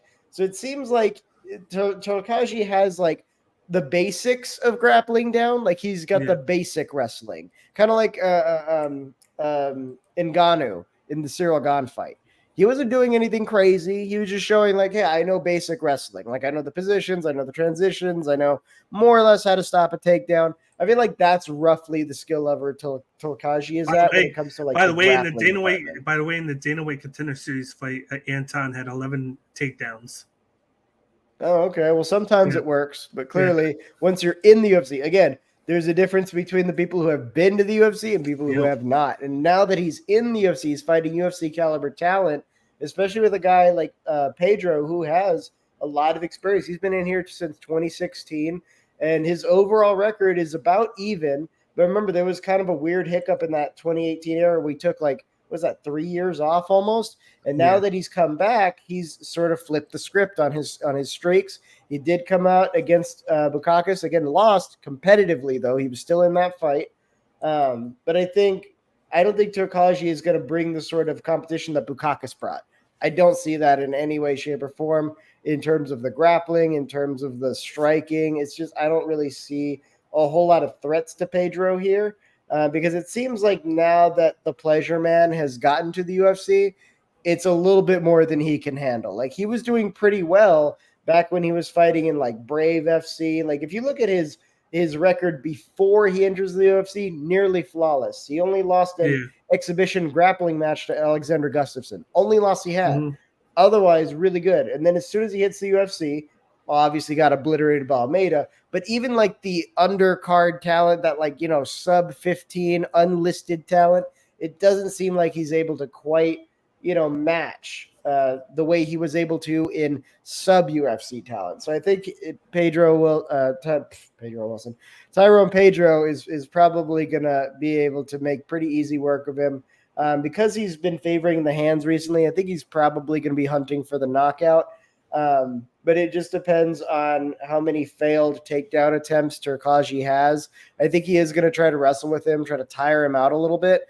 But, I mean, Pedro was keeping up with Bukakis, who is a pretty solid wrestler, and he was keeping it competitive. So I think he's got more than enough to keep it on the feet, and he did keep that, himself out of danger. And we've seen in the past he did that with Paul Craig, who he did, who's another amazing grappler, So, I mean, his grappling skills are 100% there. So I think he has what it takes to keep this fight where he wants it. If it's in a wrestling situation, it's because he think he's hunting for a takedown and maybe a little ground and pound, something like that. But otherwise, I think he wants to stand and trade with him, which I think Turkaji will oblige. I think that would be the preferred method for him, considering like how many his knockout to submission ratio. 5 knockouts, 2 submissions. Seems like he likes to trade a little bit. But if he trades with Pedro, I think he's gonna get laid out. Because I think the power differential is all on Pedro's side, and there isn't really like a grappling or wrestling background to help him out. If Pedro stuns him and hurts him badly, I don't think he's got what it takes to really slow Pedro down in any significant way. I think Pedro will just be like, "Oh, cool, it's a wrestling match now. Let me throw you to the ground, and then I'll do some ground and pound." Like I don't see too many obstacles here. So I think either Pedro can win by a finish, probably knockout. I saw him kind of start a little slow against Bukakis, so it'd probably be later, maybe second, third round. Or at that same token, just if it ends up being more of a wrestling match, I still think he could win by decision just in the control time. Like he could get another 7 minutes up on the board against this guy. So by the way, fun fact, him and Pedro and his brother-in-law are fighting on this card, both on the main card. Shit. His brother-in-law is Tai Tuivasa. Really? No way. I didn't know that. That's cool. They're both, he's married to Tuivasa's, I think it's his Tai Tuivasa's sister. I think that's how it is. Oh, interesting. It's either that or other way around. I know they're brother-in-laws and they both train together. Right. So, which I thought it was very cool. So they do have a lot of the similar background with that. But I'm chalking off his loss to Modestas Bukakis as just like a blip in his record. Like he didn't come in looking like the same guy that won by first round knockout the last 2 fights. And on top of it, from what we saw from Modestas when he got cut to when he got brought back up into that fight, it's a totally different fighter for Modestas Bukakis. He came in more aggressive. He was more moving forward. He wasn't hanging back. It was a totally different fight, and I don't think Tyson Pedro expected that out of him. And he still was in that fight, and he was still like competing in it. And to me, he lost it 2-1. But we didn't expect that type of Modestas to come in there and be as aggressive as he did. So I like to chalk that off as like a he surprised me type of fight, like more so than Tyson Pedro losing. But coming into this one, we know Anton's going to favor the grappling, and we really haven't seen too much of the striking from him from a heavy standpoint. He hit around in the very few spots that he had with Petrino, but he got worked over in the grappling. Petrino kept on taking him down, even when Anton took him down. Petrino would reverse position with him and then just ground and pound him. But when you look at it, Tyson Pedro has a really good takedown defense. He has snapping calf kicks that he's going to be able to use. He has knockout power. And on top of that, he has sneaky jiu-jitsu and submission game. We've seen that. I think he's one of the few people to be able to submit Paul Craig in that fight. I believe he was able to. He won by knockout, but yeah. He was able to lock this. Then there was somebody else, but he did have the lock on him, and then he won by knockout. But I know he had that the submission victory in the past. I'm looking it up now. Paul Craig or Pedro?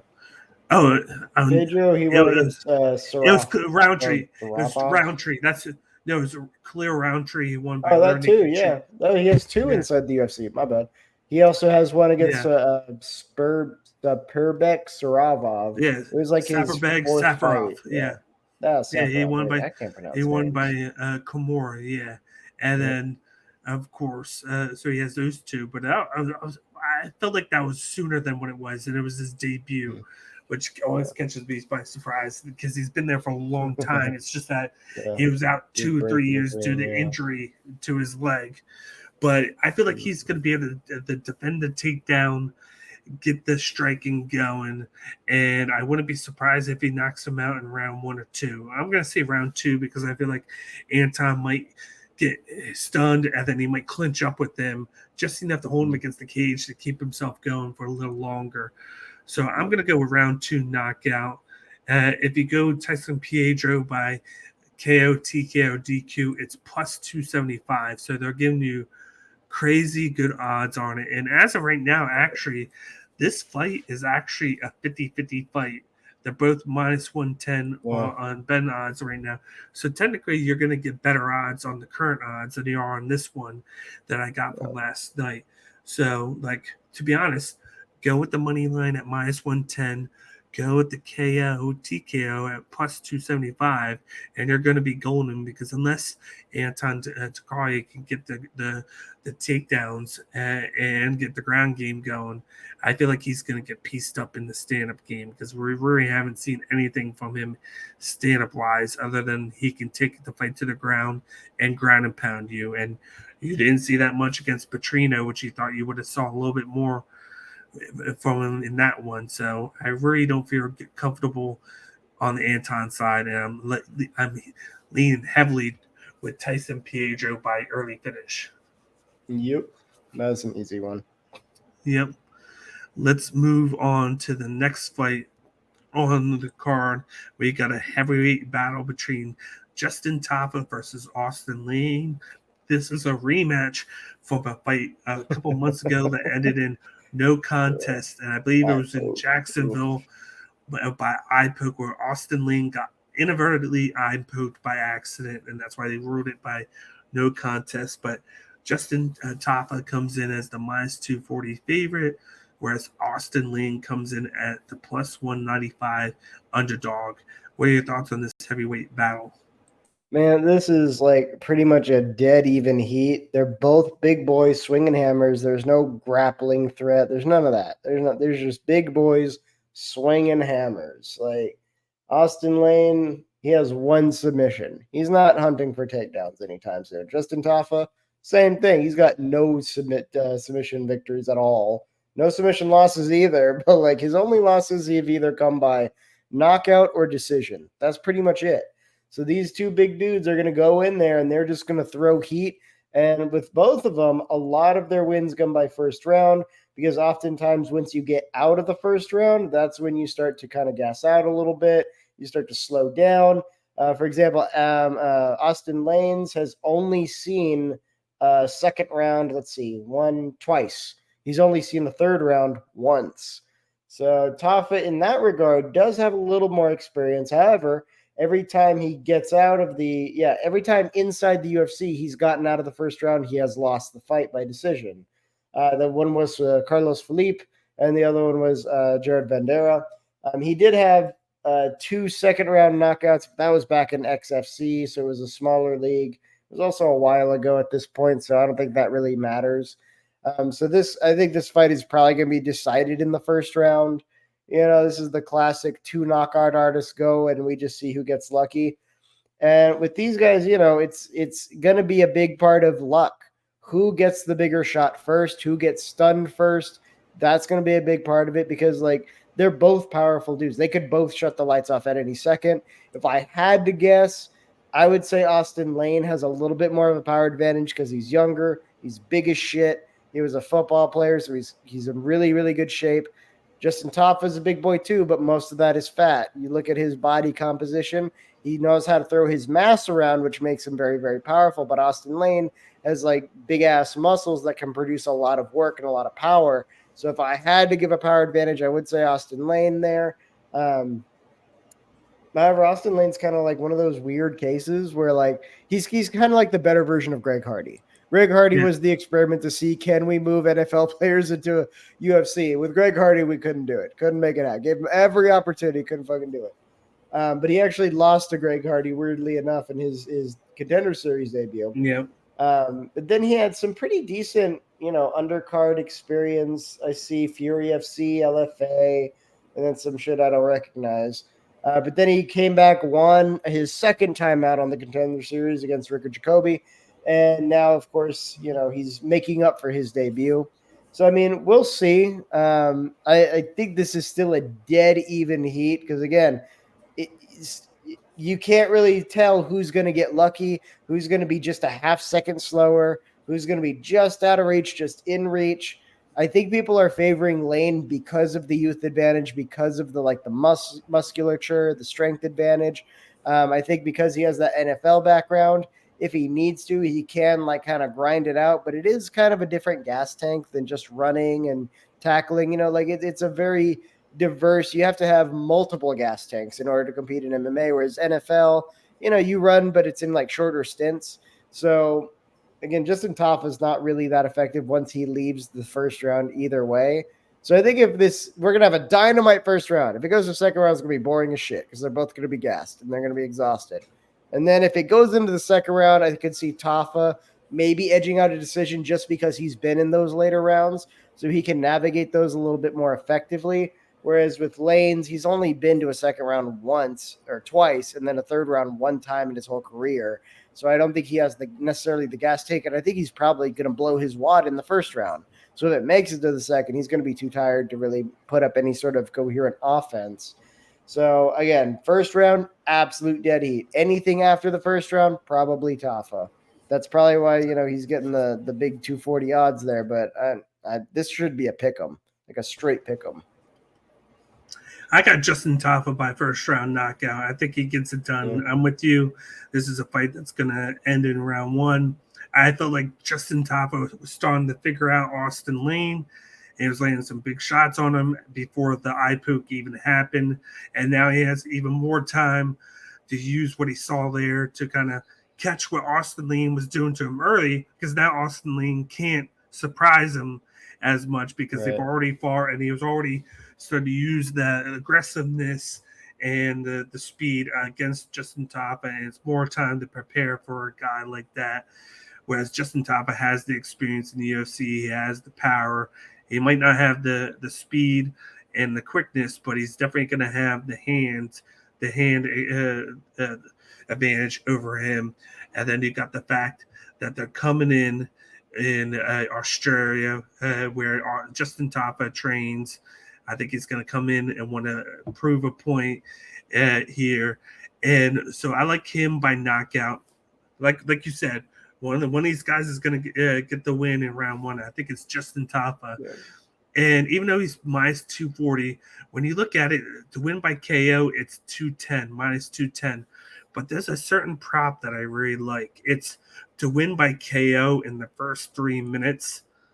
Either fighter to win in the first 3 minutes. That's a good one. Yeah, that's a good one to have for this one. That's like the prop bet. Yeah. Plus 200. Dang, that's pretty. Really? Okay. Yes. And the prop reads the prop reads either fighter will win by KO, TKO in the first 3 minutes of round one. That's a bet. Easy. And then if the fight to be won in the 4th minute of any round, which is crazy, plus 300. Okay. That could even be one right there. I mean, you could double up on both of those and you're good for the first round at least.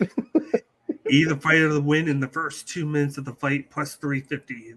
It just goes but that first one plus the plus 250. I mean, the plus 200 for the first 3 minutes. That's perfect. That's a half round and a little bit more, half round and 30 minutes extra of time. And usually Justin Taffa gets things done in round one, and a lot of Austin Lane's fights are round one. So it's a recipe for a brawl and for somebody to get knocked down. And I think Justin Taffa started to crack the code in that fight. in the second half of that fight before the eye poke, and I think he gets it done in this one. I don't think Austin Lane surprises him any more than he did in that one. So I got Justin Taffa by round one knockout, and I like the first 3 minute victory prop for plus 200 in this one, since Justin Taffa is at minus 240. I think it's too high of a bet there. I think the only chance that you go for anything on this one is if you want to take Austin Lane. That's the only chance I feel like you have, or any hope that the fight goes past round one and then Austin Lane wins round one, but then gets caught, say, late round one, and then you see the tides turn. That's the only chance I think of anything else. I like Justin Taffa by KO in the first 3 minutes. That's the only prop bet I like for this one. Yeah, I mean, that's a pretty cool prop bet, actually, considering this fight matchup. But that's an easy one. Yeah. Let's move on to the featured bout on this main card. Before we get going with that one, once again, we're changing names on the network. We're not the Bloodline Entertainment Network. So here's a little preview of what you're going to catch from this Saturday when we reveal the name of the network, we show the logo, and we give you guys a little sneak peek into the future of the network. But check out this 10-second video that explains a lot of it.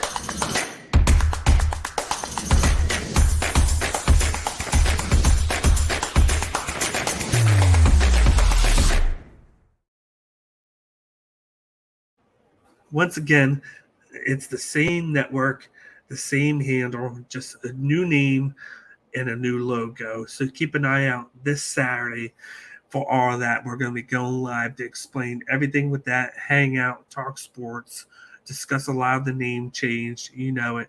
Just check it out on the network. Find it on the YouTube page, the X page, and Instagram this Saturday. So keep an eye out for all that info right there. But let's dive into this featured bout on UFC 293. We got a flyweight matchup between Manel Kape versus Felipe Dos Santos. Felipe is taking this fight on short notice. So it's supposed to be Kape versus Kai Car France, and then Kai Car France had to bail out of this fight. So Felipe is taking this fight on a couple weeks' notice. You got Kape, who's the minus 370 favorite. You got Dos Santos, who is a protege of the Shootbox Gym. He is coming in as the plus 290 underdog status. What are your thoughts on this featured bout? Yeah, you could be a protege of, like, the best Shootbox Gym on the planet. I don't think it's going to make a difference if you are coming in on late notice against a guy like Kape, who that you need a training camp to prepare for this guy. Like, he's pretty well rounded. He's got a good set of skills. I think the fact that he's coming in really late is definitely putting Dos Santos behind the 8 ball in a big way. But also, again, he hasn't been to the UFC. He hasn't experienced that talent pool yet. He's come close. He's touched the adjacent world with LFA. And of course, we do have a lot of LFA alumni coming into the UFC, and they end up being big names. But it is still UFC adjacent. It is not in the UFC. And it's definitely not in the UFC in the top freaking 10 of probably one of the most technical and difficult divisions to fight in at all. Like, flyweights, you don't see a lot of like knockouts. That's why like Kai Car France is sort of an anomaly. Usually at 125, it's very hard to generate the kind of power you need to just shut the lights off the way you can at like heavyweight, right? But at flyweight, they've got tons of energy. So it's constant movement. You have to be good everywhere. You have to know how to grapple. You have to know how to strike. You have to know how to wrestle. You have to know all the things because the pace is insane and you're using all those skills all the time, right? And that's a top 10 guy in that division. Now, mind you, the flyweight division is a little understacked right now. It's pretty much like you got Cody Durden sneaking in there at number 15 now. So, there's just not very many people in the flyweight division, so it's easy to advance, and the competition isn't as stiff. I think maybe Dos Santos, I haven't seen anything from him. I just kind of know of his record, where he's from, who he trains with, that sort of thing. maybe if he gets like a proper introduction into the UFC, like an actual debut against like, you know, a usual gatekeeper like Ode Osborne's a pretty go-to guy for that sort of thing, and he can do well against Osborne. Yeah, I think he maybe has a spot in that top 15 somewhere, but that's a long way off. I don't think he's ready for number 10 in that division on like what, 2 weeks notice? No fucking shot. No shot. So like with Manuel Cape, he was preparing for what I think is probably infinitely harder opponent to deal with, which was Kaikar of France, who isn't he number 5 now? Number 5. Yeah, he's number 5. For a reason. He's got really crazy power for a flyweight. He's developing the grappling as he goes. So that was set to be like a freaking dynamite match. But now I think it's going to be a bit more of a blowout. And look, I get why Dos Santos did it. It's like you get the contract to the UFC. Even if you lose, that's still not like the worst thing in the world to happen. Like what happened with Sean O'Malley, and the guy who stepped in for him got punched in the face like 500 times and they had to stop the fight. What was his name? Chris Patino. Patino, that's right. He lost that fight, but he did get a contract after that because he showed a lot of heart. I think he was in for another 3 fights, pretty much on a 3-fight losing streak. I think maybe he won one of them.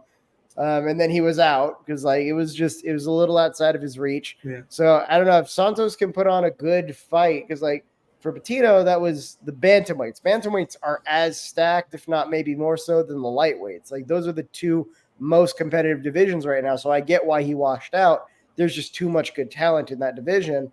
Flyweight, though, is a little light, especially like that below 15 range. Very light on talent. So he might, if he puts good heart into this fight, I don't think he's going to win. That minus 370 is there for a reason. But we might be seeing him again if he puts up a good fight, he puts on a show. He might show that he deserves to be in that bottom 15 to like bottom 30 area.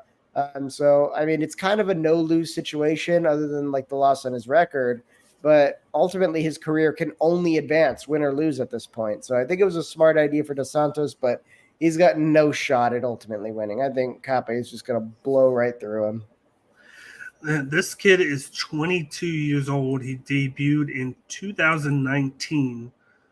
And he, of course, he's won all of his fights. He did have one that went to no contest back in 2021. Due to an accidental low blow, and then since then he has 2 decision wins and 3 submission victories, and then he hasn't fought since November of 2022 in LFA. His only mainstream fight was LFA, and ironically, he was in the main event of that where he beat Gabriel Santos. No, he was in he was on the main card. My bad. There was like five Santoses on the card. I'm just trying to find out where he was on there. I'll find it later. He was the opening fight on the main card where he beat Hugo Paiva by decision. But he's primarily a jiu-jitsu grappler with a submission background. That's going to be his path to victory. He's going to use the long length to throw strikes as he can, but he's definitely primarily a grappler in this one. He's coming in. He is coming in 7-0, but like I said, he's only been a pro since 2019, so it's not very long of a path. Whereas you got Manel Cape, who has an extensive boxing background. He did a lot of fights in Ryzen, making the move up in a tough Ryzen roster before making the trek over to UFC.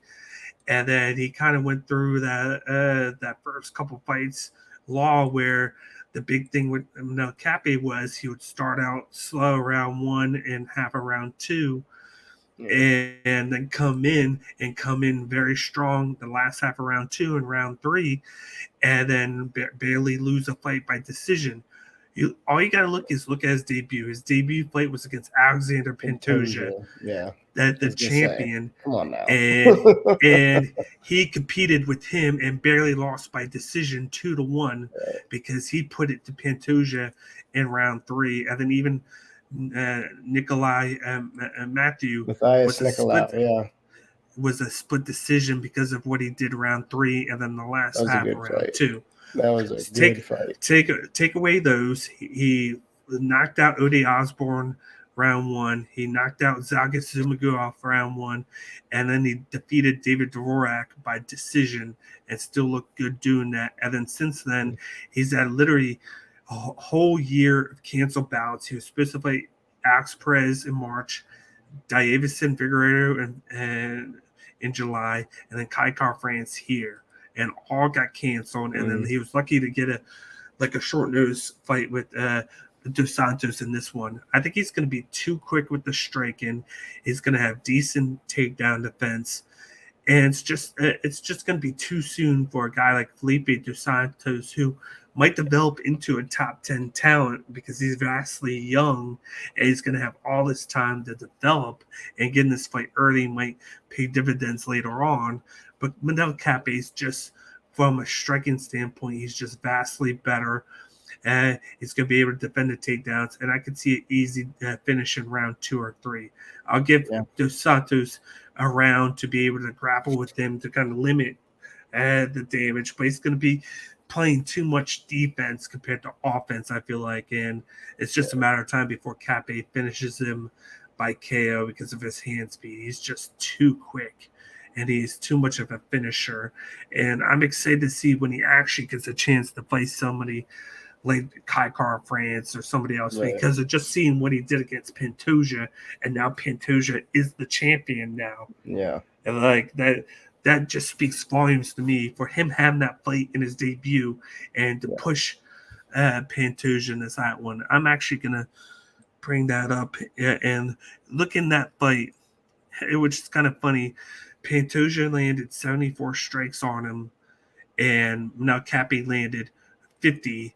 But then Kape had 2 takedowns in that fight to 0 of Pantoja. Pantoja had 25 round 1 to 12, then 29 to 16. But then Kape outstruck him 22 to 20 in round 3. It comes with the territory of, like I said, early in his UFC, he started out slow, but now since then he's kind of picked the aggression up, and he's kind of figured it out. And I think he's going to continue the streak and trend that he's on after that losing streak. And I see him making the top 5 soon. This could be a guy that could challenge for the title and get that rematch. I just see it within him. I think he has that dog within him where he wants to showcase a lot of what he did in Ryzen. So I got Manel Kape by round 2 knockout. Yeah, it's an easy one. We can. There's not much else. No. There's really not that many prop bets either on this one. Like, you really got to dig deep into this one. Like, either fighter to win in round 1 or 2, and round 1 or 3 is minus 115, and either fighter to win in rounds 2 or 3 is plus 185. So you're already like playing with fire on that one. The only one that seems juicy is either fighter to win in the first 3 minutes of the fight, which is plus 325, but it's so shoddy and so vague with that one because Kape could get the knockout in the end of the first round, and then you don't cash. So, and his KO prop is literally him to win by KO is minus 200. So it's really not worth it there. So you're better off just waiting live and hoping that Dos Santos has a good first. Has a good round, and then this goes down. That's really your only option here.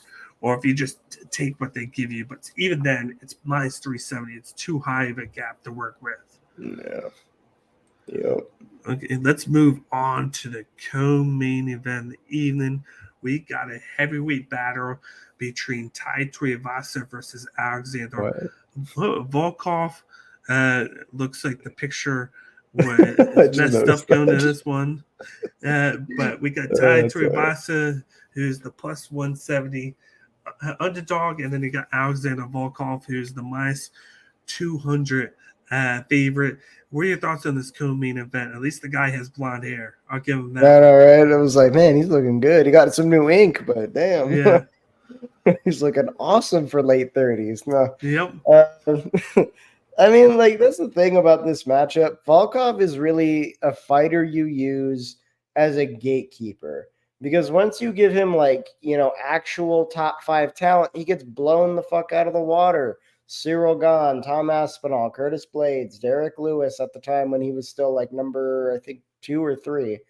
Um, these are all the big names he's lost against, besides like Alistair Overeem, Walt Harris, Marcin Tybura, Jairzinho Rozenstruik. He has beat, and Romanov recently, who was kind of surging.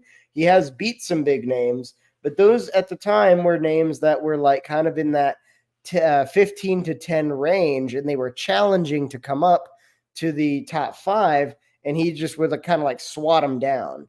Whenever he tries to fight up to these bigger names like Blades, Aspinall, Gahn, he's just outclassed. And a big part of that, when you look at the heavyweight division like 3 years ago, big boys swinging hammers top to bottom, except for Volkov. He was like the one dude who was tall. He's like 6'7". He's like 200, I want to say 50, 60 pounds, close to the divisional limit, but not 100% there. But he's lean. He's fast. He has good striking. He can grapple a little bit. The problem was he just wasn't very aggressive. That's the thing. He has a good, strong first round, and that's where most of his activity happens. And it's not like he gasses out because he's still putting numbers up. He's just choosing not to be active at some point. It's kind of like he's doing a counter game or something's going on there, but like his volume just drops off for like no reason because like he'll have little spurts after that. In the first round, he'll have pretty consistent volume. He'll be finding those shots. Like a lot of these wins against some of these names, Marcin Tybura, Rozenstruik, Romanov. He finished Rozenstruik and Romanov both in the first round. Tybura, he took the decision. Overeem, he beat in the second. Walt Harris, he beat in the second. Greg Hardy, he took the decision. So like Fabricio Wardham, he took knocked him out in the fourth. So like he has like little spurts after the first round. Will have some activity, but it's mostly like first is make or break for him. You could have like a Rozenstruik Romanov situation, or it's just going to get really, really boring once it enters the second round. But that's really only for talent that's below the top 5. I think that Toy Tuivasa has way more power, and he's been showing a lot of improvements in his overall game. Like in the Derek Lewis fight, he was showing like some wrestling, like he was showing different things that he hasn't shown before. And he was talking about how in his training camp, that is something he's trying to work on, is develop the other skill sets because the hands are what got into the show. But now the division has shifted in such a way that like Alexander Volkov's body type and his natural assets are not unique anymore. You got lots of guys who are lean, strong, have good skills in all the areas, right? That's not at all anything that's weird, especially in the top 5. And unfortunately, with Volkov, I think the time for him to be someone who could take like a number 3 spot from Tai Tuivasa has long passed. He's blew off too many fights past that golden opportunity where he was like the most fit, most in shape, at a certain point, most well-rounded guy in the top 5. But like he just never gets his offense going. Like he just doesn't for some reason. And Tai Tuivasa is a finisher. He's got that power. He's got the tenacity, and he's got a chin. I don't think Volkov has enough power to mess with Tuivasa's chin. He mostly has to catch you. He has to catch you right when you make a big mistake, and then he has a shot at finishing you. Tuivasa has really good fight IQ, even though he is a big boy. His striking IQ is very, very high. He's very good at evasions. He's very good at defense, and he's accurate. He can put a lot of power exactly where he needs to put it. So I think, again, this is going to be Volkov trying to challenge up and just getting slapped right back down. I see Tai Tuivasa finishing him. Just based on his record, he does have pretty early finishes, so we're probably looking like maybe first, second round finish. Because again, Volkov might have a strong first round. That's always his best round. But then after that, his volume, his technique, everything just freaking drops off. He's not fatiguing. He's just getting lazy or something. And he just wants to sit back. You can't do that against Tai Tuivasa. He does that in the second round. I think he finishes him right then and there. Yeah, and I feel like with Tai Tuivasa, a lot of the downfall was he was staying in Saudi Arabia for over 2 years away from his family, training there, and he kind of got a little bit. He said if he watched the Embedded, he said he got depressed over the fact that he couldn't see his family for that long, for the fact that he was trying to train, and then it just coincidentally in that time frame he had 3 of the hardest fights of his career where he got knocked down and for all 3 of those, and now he's back in Australia. This fight's in Australia. He's back, and then he's doing a lot with cardio, working with cardio and working with grappling and the defense there. But at the same time, I look at Alexander Volkov and what he's done in the last 2 fights. He's tremendously changed up his whole fight, and he's rocking a 2-fight win streak. If you look at the last time he lost to Tom Aspinall, since then he's beat Alexander Romanov, and then he won by knockout last time as well over Rosenstruck. He beat Rosenstruck and then he beat Romanov both by round 1 knockouts. And I think the Romanov one was especially because he did it from back control and he was able to just fight him off. And there's a lot in the embedded that shows him going into this hyperbolic chamber where he just relaxes and he just lets himself let all the negativity out, and then he just lets all the positivity out, and it helps him train. He does it several times a week to help him train. This guy's coming in. He has the height. He usually has the reach in 75% of his fights. This guy lands a lot of leg kicks, and then he can counter you with his hands. And just like you said, usually he fights a little bit of a counter game, but the last 2 fights he's been more aggressive with his striking. He comes in sooner. He throws at you instead of waiting. And against a guy like Tai Tuivasa, who he can throw the leg kick and that he's added in the last couple of years, and he has knockout power, but he relies a lot on that knockout power. He's not going to throw a lot. He's not going to have high volume. And the longer the fight goes, I think it benefits Volkov because he has that 5-round experience. He has that cardio, good cardio.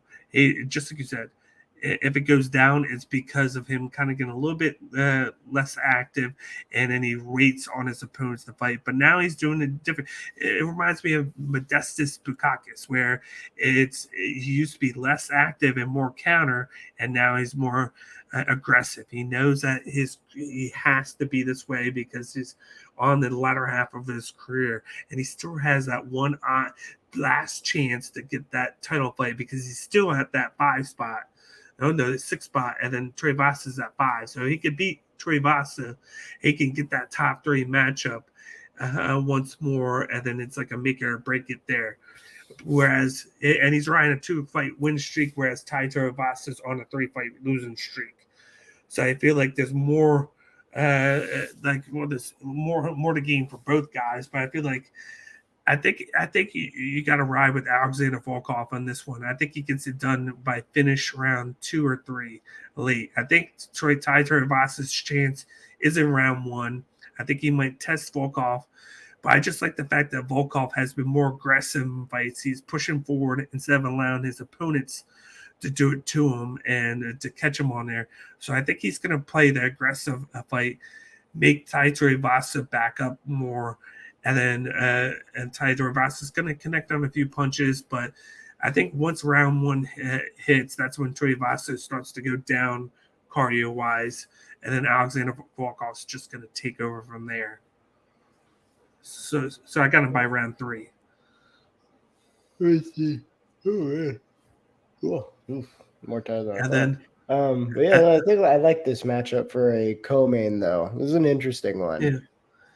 And then if you look, there's like a prop bet on here. It says Tai Tuivasa by points or Alexander Volkov by KO, TKO. It's at -140.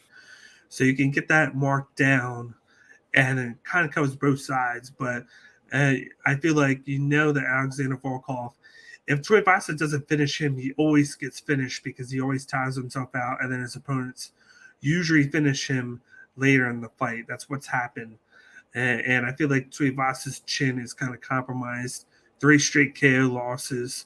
He can still take things, but he still gets finished in fights. And you're getting it at -140. So I feel like that's a perfect one for me taking Volkov in this one. I think he continues the win streak, gets it to 3. And then from there, like, who knows when he gets booked, because we talked about it off air. That top 5 is going to be hard to predict, especially say Stipe shocks the world and beats John Jones, which I don't think he will. But like, you got a log jam of prodigies in that top 5, and Aspinall. You got Sergey Pavlovich, and then you got the chance if Almeida can beat Blades in the next couple of weeks, he would be added to that as well. So there's a lot of fights that are waiting to be organized to find out the next competitors in that crowded top 10 of the heavyweight division. No, it's definitely, this one I think does have sort of that top 5 title contention weight to it, but it is still a fun matchup. I think regardless, it's going to be. It is. I think the knockout capability of Taito Vasa and how he always is fun. Yeah. He always throws cautions. The shoeies. Always makes the fight in heavyweight divisions excited. And then the fact that Alexander Volkov is fighting great the last 2 fights, it just adds to it. It just makes it more intrigue. But before we move on to the main event, we got a couple fights that were scrapped, and then of course we talked about one. One was Manel Kape and Kai Car France. The other 2 that were scrapped on this fight card was the other one, the main one that was scrapped, was Vivian Araujo versus Casey O'Neill, which was supposed to be on this fight. The lone women's fight was scrapped because Casey O'Neill got hurt, and I think they're pushing it to a later point. She got hurt coming back from injury, and then she re-aggravated it, and it pushed her return back a couple months. But that was supposed to be on the main card, so that was supposed to be the opener on this one before it got scrapped. So, and then of course, just like you said, they had Kai Car France and Manel Kape, and then they had Adesanya and Jessica Duplessis before we found out that Duplessis was not going to be able to fight on this card, and he asked for it to be pushed back a month, and then Adesanya said, I want to fight on this Australia card, so that's why it was Sean Strickland. And that's a good segue to the main event of the evening. We got the middleweight championship fight between the champion Israel Adesanya versus the challenger Sean Strickland. Izzy is coming in the -600 favorite, whereas Sean Strickland is coming in at the +440 heavy underdog status. What are your thoughts on this main event? So when y'all watch the main event on the pay-per-view card, here's how it's going to go. You're going to have that first fight with Pedro and Pleasure Man, probably going to finish. Everybody's hyped. Then you get, of course, the big boys are all out, Tafa and Lane. Another big finish there. Some crazy's going to happen, right? They're swinging heavy hammers. Then Kape is just going to drive right through Dos Santos. Easy finish. It'll be exciting, but real short. And then you got the Taito Vasa Volkov fight. Lots of punches being thrown back and forth. A lot of really intriguing fighting to watch. It'll be exciting. It'll be electrifying. And then they're going to roll out the main event, and it's going to be boring as shit. The whole 25 minutes is going to be boring as shit. So the problem is Adesanya likes to play the counter game. When he's forced to produce his own offense, he kind of sucks at it. He mostly just sends out 1s and 2s, occasional leg kicks with no setup, and then he'll sometimes teep to the body, try to do the off occasional kick to the head. But his offense is pretty rudimentary. It's just about keeping enough points on the card to just stay just ahead. But ultimately, he's not doing a Max Holloway approach, which is overwhelm them with volume and secure the round just on your volume alone. He just wants to stay just a little bit ahead on the cards, but really what he wants is the big counter shot to try to end the whole damn thing.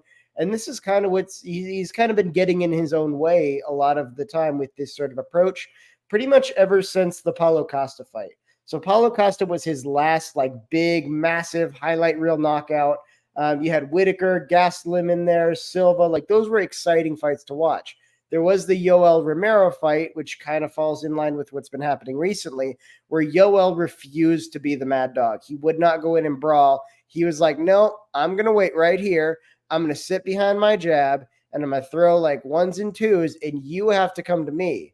And then all of a sudden, Adesanya was like, oh, well, they didn't come to fight. They didn't come. It's like, motherfucker, you got the belt. What do you mean they didn't come to fight? You're defending the belt. You need to come to fight. Don't put it on them that you're not performing. And that tends to be like why, for example, the Vettori fight, the Whitaker fight, the Jared Cannonier fight, they were way more slow paced than we would have anticipated considering the names, especially with like the Whitaker fight. That was really, really close. It was a very controversial win because Whitaker was putting out the volume. What he should have done was mix in more grappling. That would have just secured it for him. But because it ended up being a standing fight, Adesanya was able to just maybe eke out the victory because he had a more significant strike. A significant stunning strike. So he was able to like hurt Whitaker more often. He was able to, especially in the later rounds, kind of edge out just a little bit ahead on the cards in terms of significant strikes. So that kept him just ahead of Whitaker the whole time and ultimately secured him decision. But again, wasn't very interesting to watch. Vettori Adesanya 2 was boring as shit. Jared Cannonier was a little, I think, too slow, I think, in that. If he had taken more risks, had been a little more bold with the striking, really had just gone after Adesanya and tried to lay more power on him, but do it in the way that Jared Cannonier does, which is like a very sophisticated kickboxing style where he can fight at range because he's big as shit. But he's also very accurate with his jabs, his teeps, his crosses, and that's where he could have put the power in to really have Adesanya on the back foot, because that's what Pereira did, and Pereira knocked him out. So, like, that's a big thing that I think Adesanya learned from. And then Pereira, the big thing with him is every time he goes crazy, he drops his hands, like, down here because he wants to be, like, throwing hands from the hips because they have a lot more power. And that's how Adesanya caught him on the rematch. And then Izzy on Embedded said that he played possum to catch him during that, and then he just landed a shot because he caught him. They probably saw it in the tape. It was super obvious if you watch the fight back. You're like, oh, that's not good. You probably shouldn't do that. So, he dropped it, and then he started swinging, and then he just went like this, and then boom, landed the shot. Strickland is not going to do that, though. Strickland is not going to do that. And this is why it's such a boring matchup. Strickland camps behind his jab. He throws out ones and twos. He doesn't really do much else. He does have a grappling background that he never really uses unless he's forced to use it. And then you see it every once in a while. But for the most part, he mostly just wants to make it a point battle. He wins mostly by decision because he's very good at putting points up on the board. He has power. Like in his last fight, he did win by knockout in the second, mostly because he caught him. He caught him with a good shot. If he smells blood in the water, then he goes apeshit and tries to finish it right there. But he does have a long enough gas tank to go all 5 rounds just waiting, and just setting up very simple shots. And that sort of style doesn't really feed into Adesanya's counter game in any intriguing way.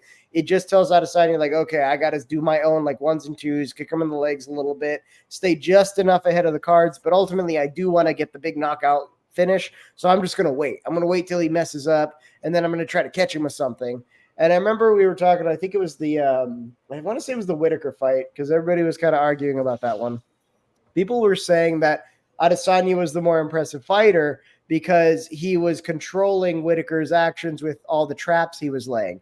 And my counter argument was like, okay, if you're a hunter and you're hunting rabbits and you're laying traps in the forest, if you go back to your traps and you ain't got no rabbits, you can't say, look how impressive it is how I controlled all the rabbits in the forest by where I placed my traps. Like I controlled where they were able to go.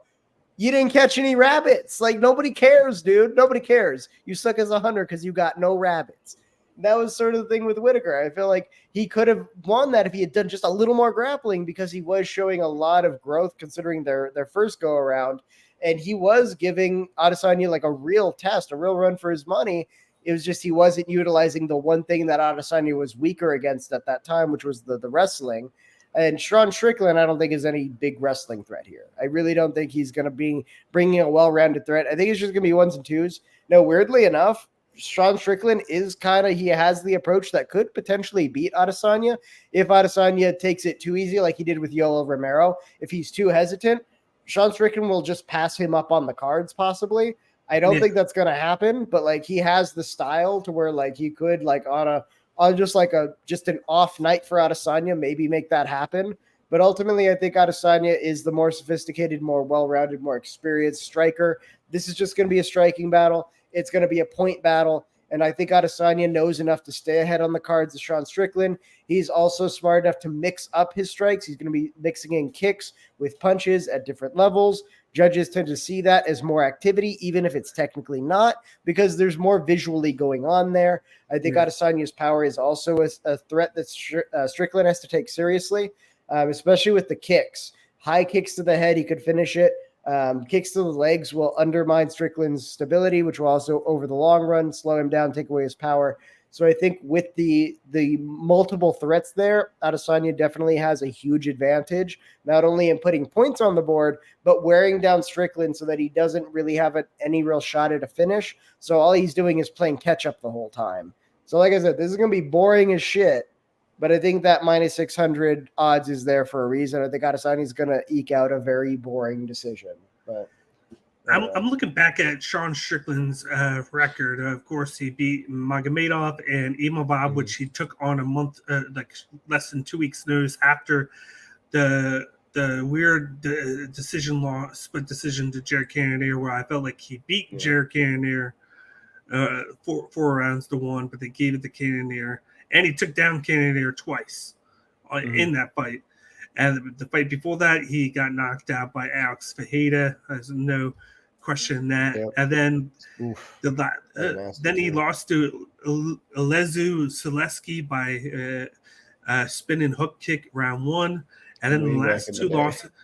And then in 2017, he lost by decision to Kamaru Usman. And then in 2015, he lost to Santiago Ponzinibbio. So it's not that bad of a losses. It was to other than the Lazu one, it's to ranked opponents in middleweight and in welterweight. But in a middleweight, I really take away the Cannonier one because I felt like he won that fight. So I really look at just the Fajeda fight, which is glaring. He lost that one. But it's more of like a different kickboxer than with Izzy, because Fajeda is more aggressive in his fights and he has more power than Izzy. And just like you said, Izzy relies more on counter striking, and then he'll get more aggressive at times with his placement. But I got Izzy by decision. I think Strickland's going to challenge him with the aggression. He's always moving forward. That's always been his thing. He's not going to be afraid to deal with whatever Izzy offers him in the striking, because he's going to move forward, utilize the jab, throw as much as possible. He's going to live and die by that sword. He's always done it. He's going to keep on doing it. He's not afraid. He, like, other than those 2 knockouts in his like 10-year career, all of his fights go to decision, high volume, high output. It's a strength. You might actually see him mix in a takedown or 2, because he's done that the last 3 or 4 fights. He's at least averaged 1 takedown a fight in that span. Of course, he didn't get one in the Fajeda because he got knocked out round 1. But other than that, he's had like 2, 1, 1, and 1. He always mixes it in there to throw things off. And even in the Abu Magomedov fight, that only went 2 rounds, he still had over 80 strikes in that. So his strike per minute output is very high. And you're going to need that with a guy like Israel Adesanya, who likes to keep the distance and avoid shots by always moving backwards. I think Strickland's going to challenge him. There's going to be a lot of close rounds, I feel like. Yeah. Because even though I feel like Izzy's going to edge out these rounds just because he can get a couple more kicks and shots, Strickland's still going to land that jab. He's still going to push forward. And I could see a situation where it's Izzy by split decision, because you're going to see those judges value the pushing forward pressure and landing shots. And when it's a very close round, that forward pressure where you're pushing the pace could change the trajectory of the round. But I still favor the champion in this one. I still got to see a little bit more from Strickland to give him this the fight. I think there's more that, like, if he was able to be more consistent with the grappling, I might be more confident taking a lunge on him. But I think Izzy's the play, and by decision, because he's going to be more counter and less aggressive. He's only aggressive when he wants to prove a point. And he proved the point against Fajeda. He proved the point against Paulo Costa. And then he has gone back and forth with Strickland, but I think he knows he's going to beat him. So he's not even going to be as aggressive in this one like he did playing possum against Fajeda. So it's going to be one of those close fights that is going to be close where you wish Adesanya would have just finished him early. Yeah. Like I said, it's going to be boring as shit, but Adesanya is probably going to retain the belt. Yeah. And there's really not that many prop bets on this one to look at. Other than if you look at it, is there Adesanya by decision? Shockingly, it's only plus 140. So it's actually really good odds, considering that when he doesn't want to be aggressive, his fights tend to go to decision, unless he can catch Sean Strickland, which Sean Strickland does hold his hands down and leaves himself, but he does have a great chin for all the fights that he's done. So I feel like that's the safe bet. You go with the plus money there on Izzy by decision, and then you just ride it that way because you're not getting anything from minus 600, and then you're playing with fire with hoping that it goes for a knockout. So going by decision plus money is the safe bet there. And really, the over and unders, there's not too many on there right now. If you look at them, maybe go over 3.5 rounds. It's at minus 145. So if you want to play it safe, do that. Yeah. Nah, this is, again, I feel like it's just going to kill the whole vibe of the card. There's like some of these fights, I think it's going to be mounting excitement. It's going to start off pretty fun. And then I think the Tuivasa Volkov, that's the true main event here. Let's be real. Because once we get to the actual main event, everybody's been like, oh, shit. All right. Well, we were excited, but now we're just maybe heading toward the parking lot to get out of here before traffic hits and everybody's trying to leave at the same time, you know? I know, man. And then other than that wrap things up for UFC 293. What's crazy is next week we got a UFC fight night at T-Mobile Arena in Las Vegas. It's not a UFC Apex, and we get a championship fight on UFC Noches. That's what they're calling it because I think it's for Spanish Independence Day. I think that's what that makes sense. Dude. So it's UFC. So it's Noche UFC. It's headlined by Alexa Grasso versus Valentina Shevchenko. You got Kevin Holland versus Jack Del Madalena. You got Daniel Zellhuber versus Christoph Giagos.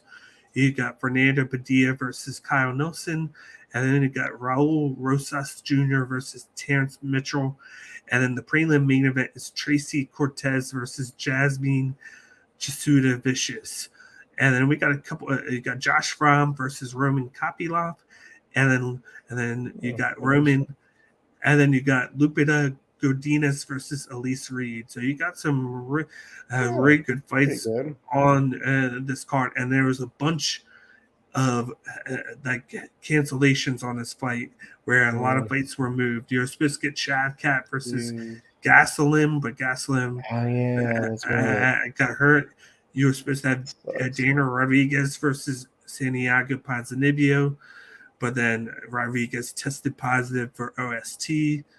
And then they just had Yasmin Lucindo versus Josephine Natsa, and then Lucindo just had to pull out of the fight today.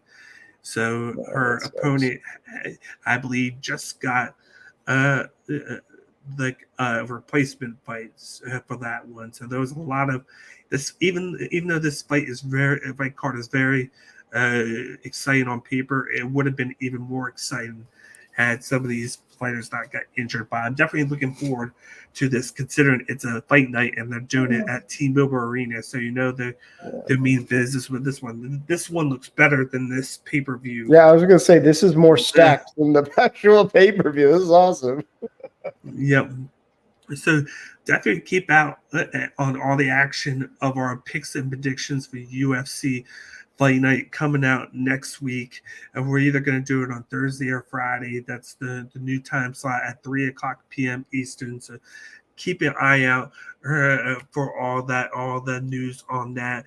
but definitely check out the UFC 293 picks and predictions, and definitely look at all of our bets and keep an eye out on Cage's bet slip that's coming out later today, since this is coming out on Friday, and just keep out a lookout for all the action on the network. We cover wrestling, we cover MMA, we cover football now. We're doing a lot more football with Tailgate Tuesday with Doan Field Advantage, where Doan covers Saints football since he's from Louisiana. We do baseball, fantasy baseball shows. We do fantasy football shows. And we got more stuff coming out on the network as well in the future. So keep an eye out Saturday for the logo and name premiere of the new format for the channel. Keep tuned into all of our action on YouTube, Twitter, and Instagram, and view all the Cage My IQ content every Thursday and Friday at 3 p.m. Eastern on Cage My IQ and the network itself. So thanks for tuning in, guys. We'll be back next week for Noche UFC picks and predictions. It's going to be a lot better card to break down with more excitement. I'm your host, Cage. This is my co-host, Miles, and our mascot with him as well. But thanks for tuning in. And thanks for tuning in. And we'll see you guys next week on another edition keep it of real, Cage y'all. by IQ. Peace. You silly boy.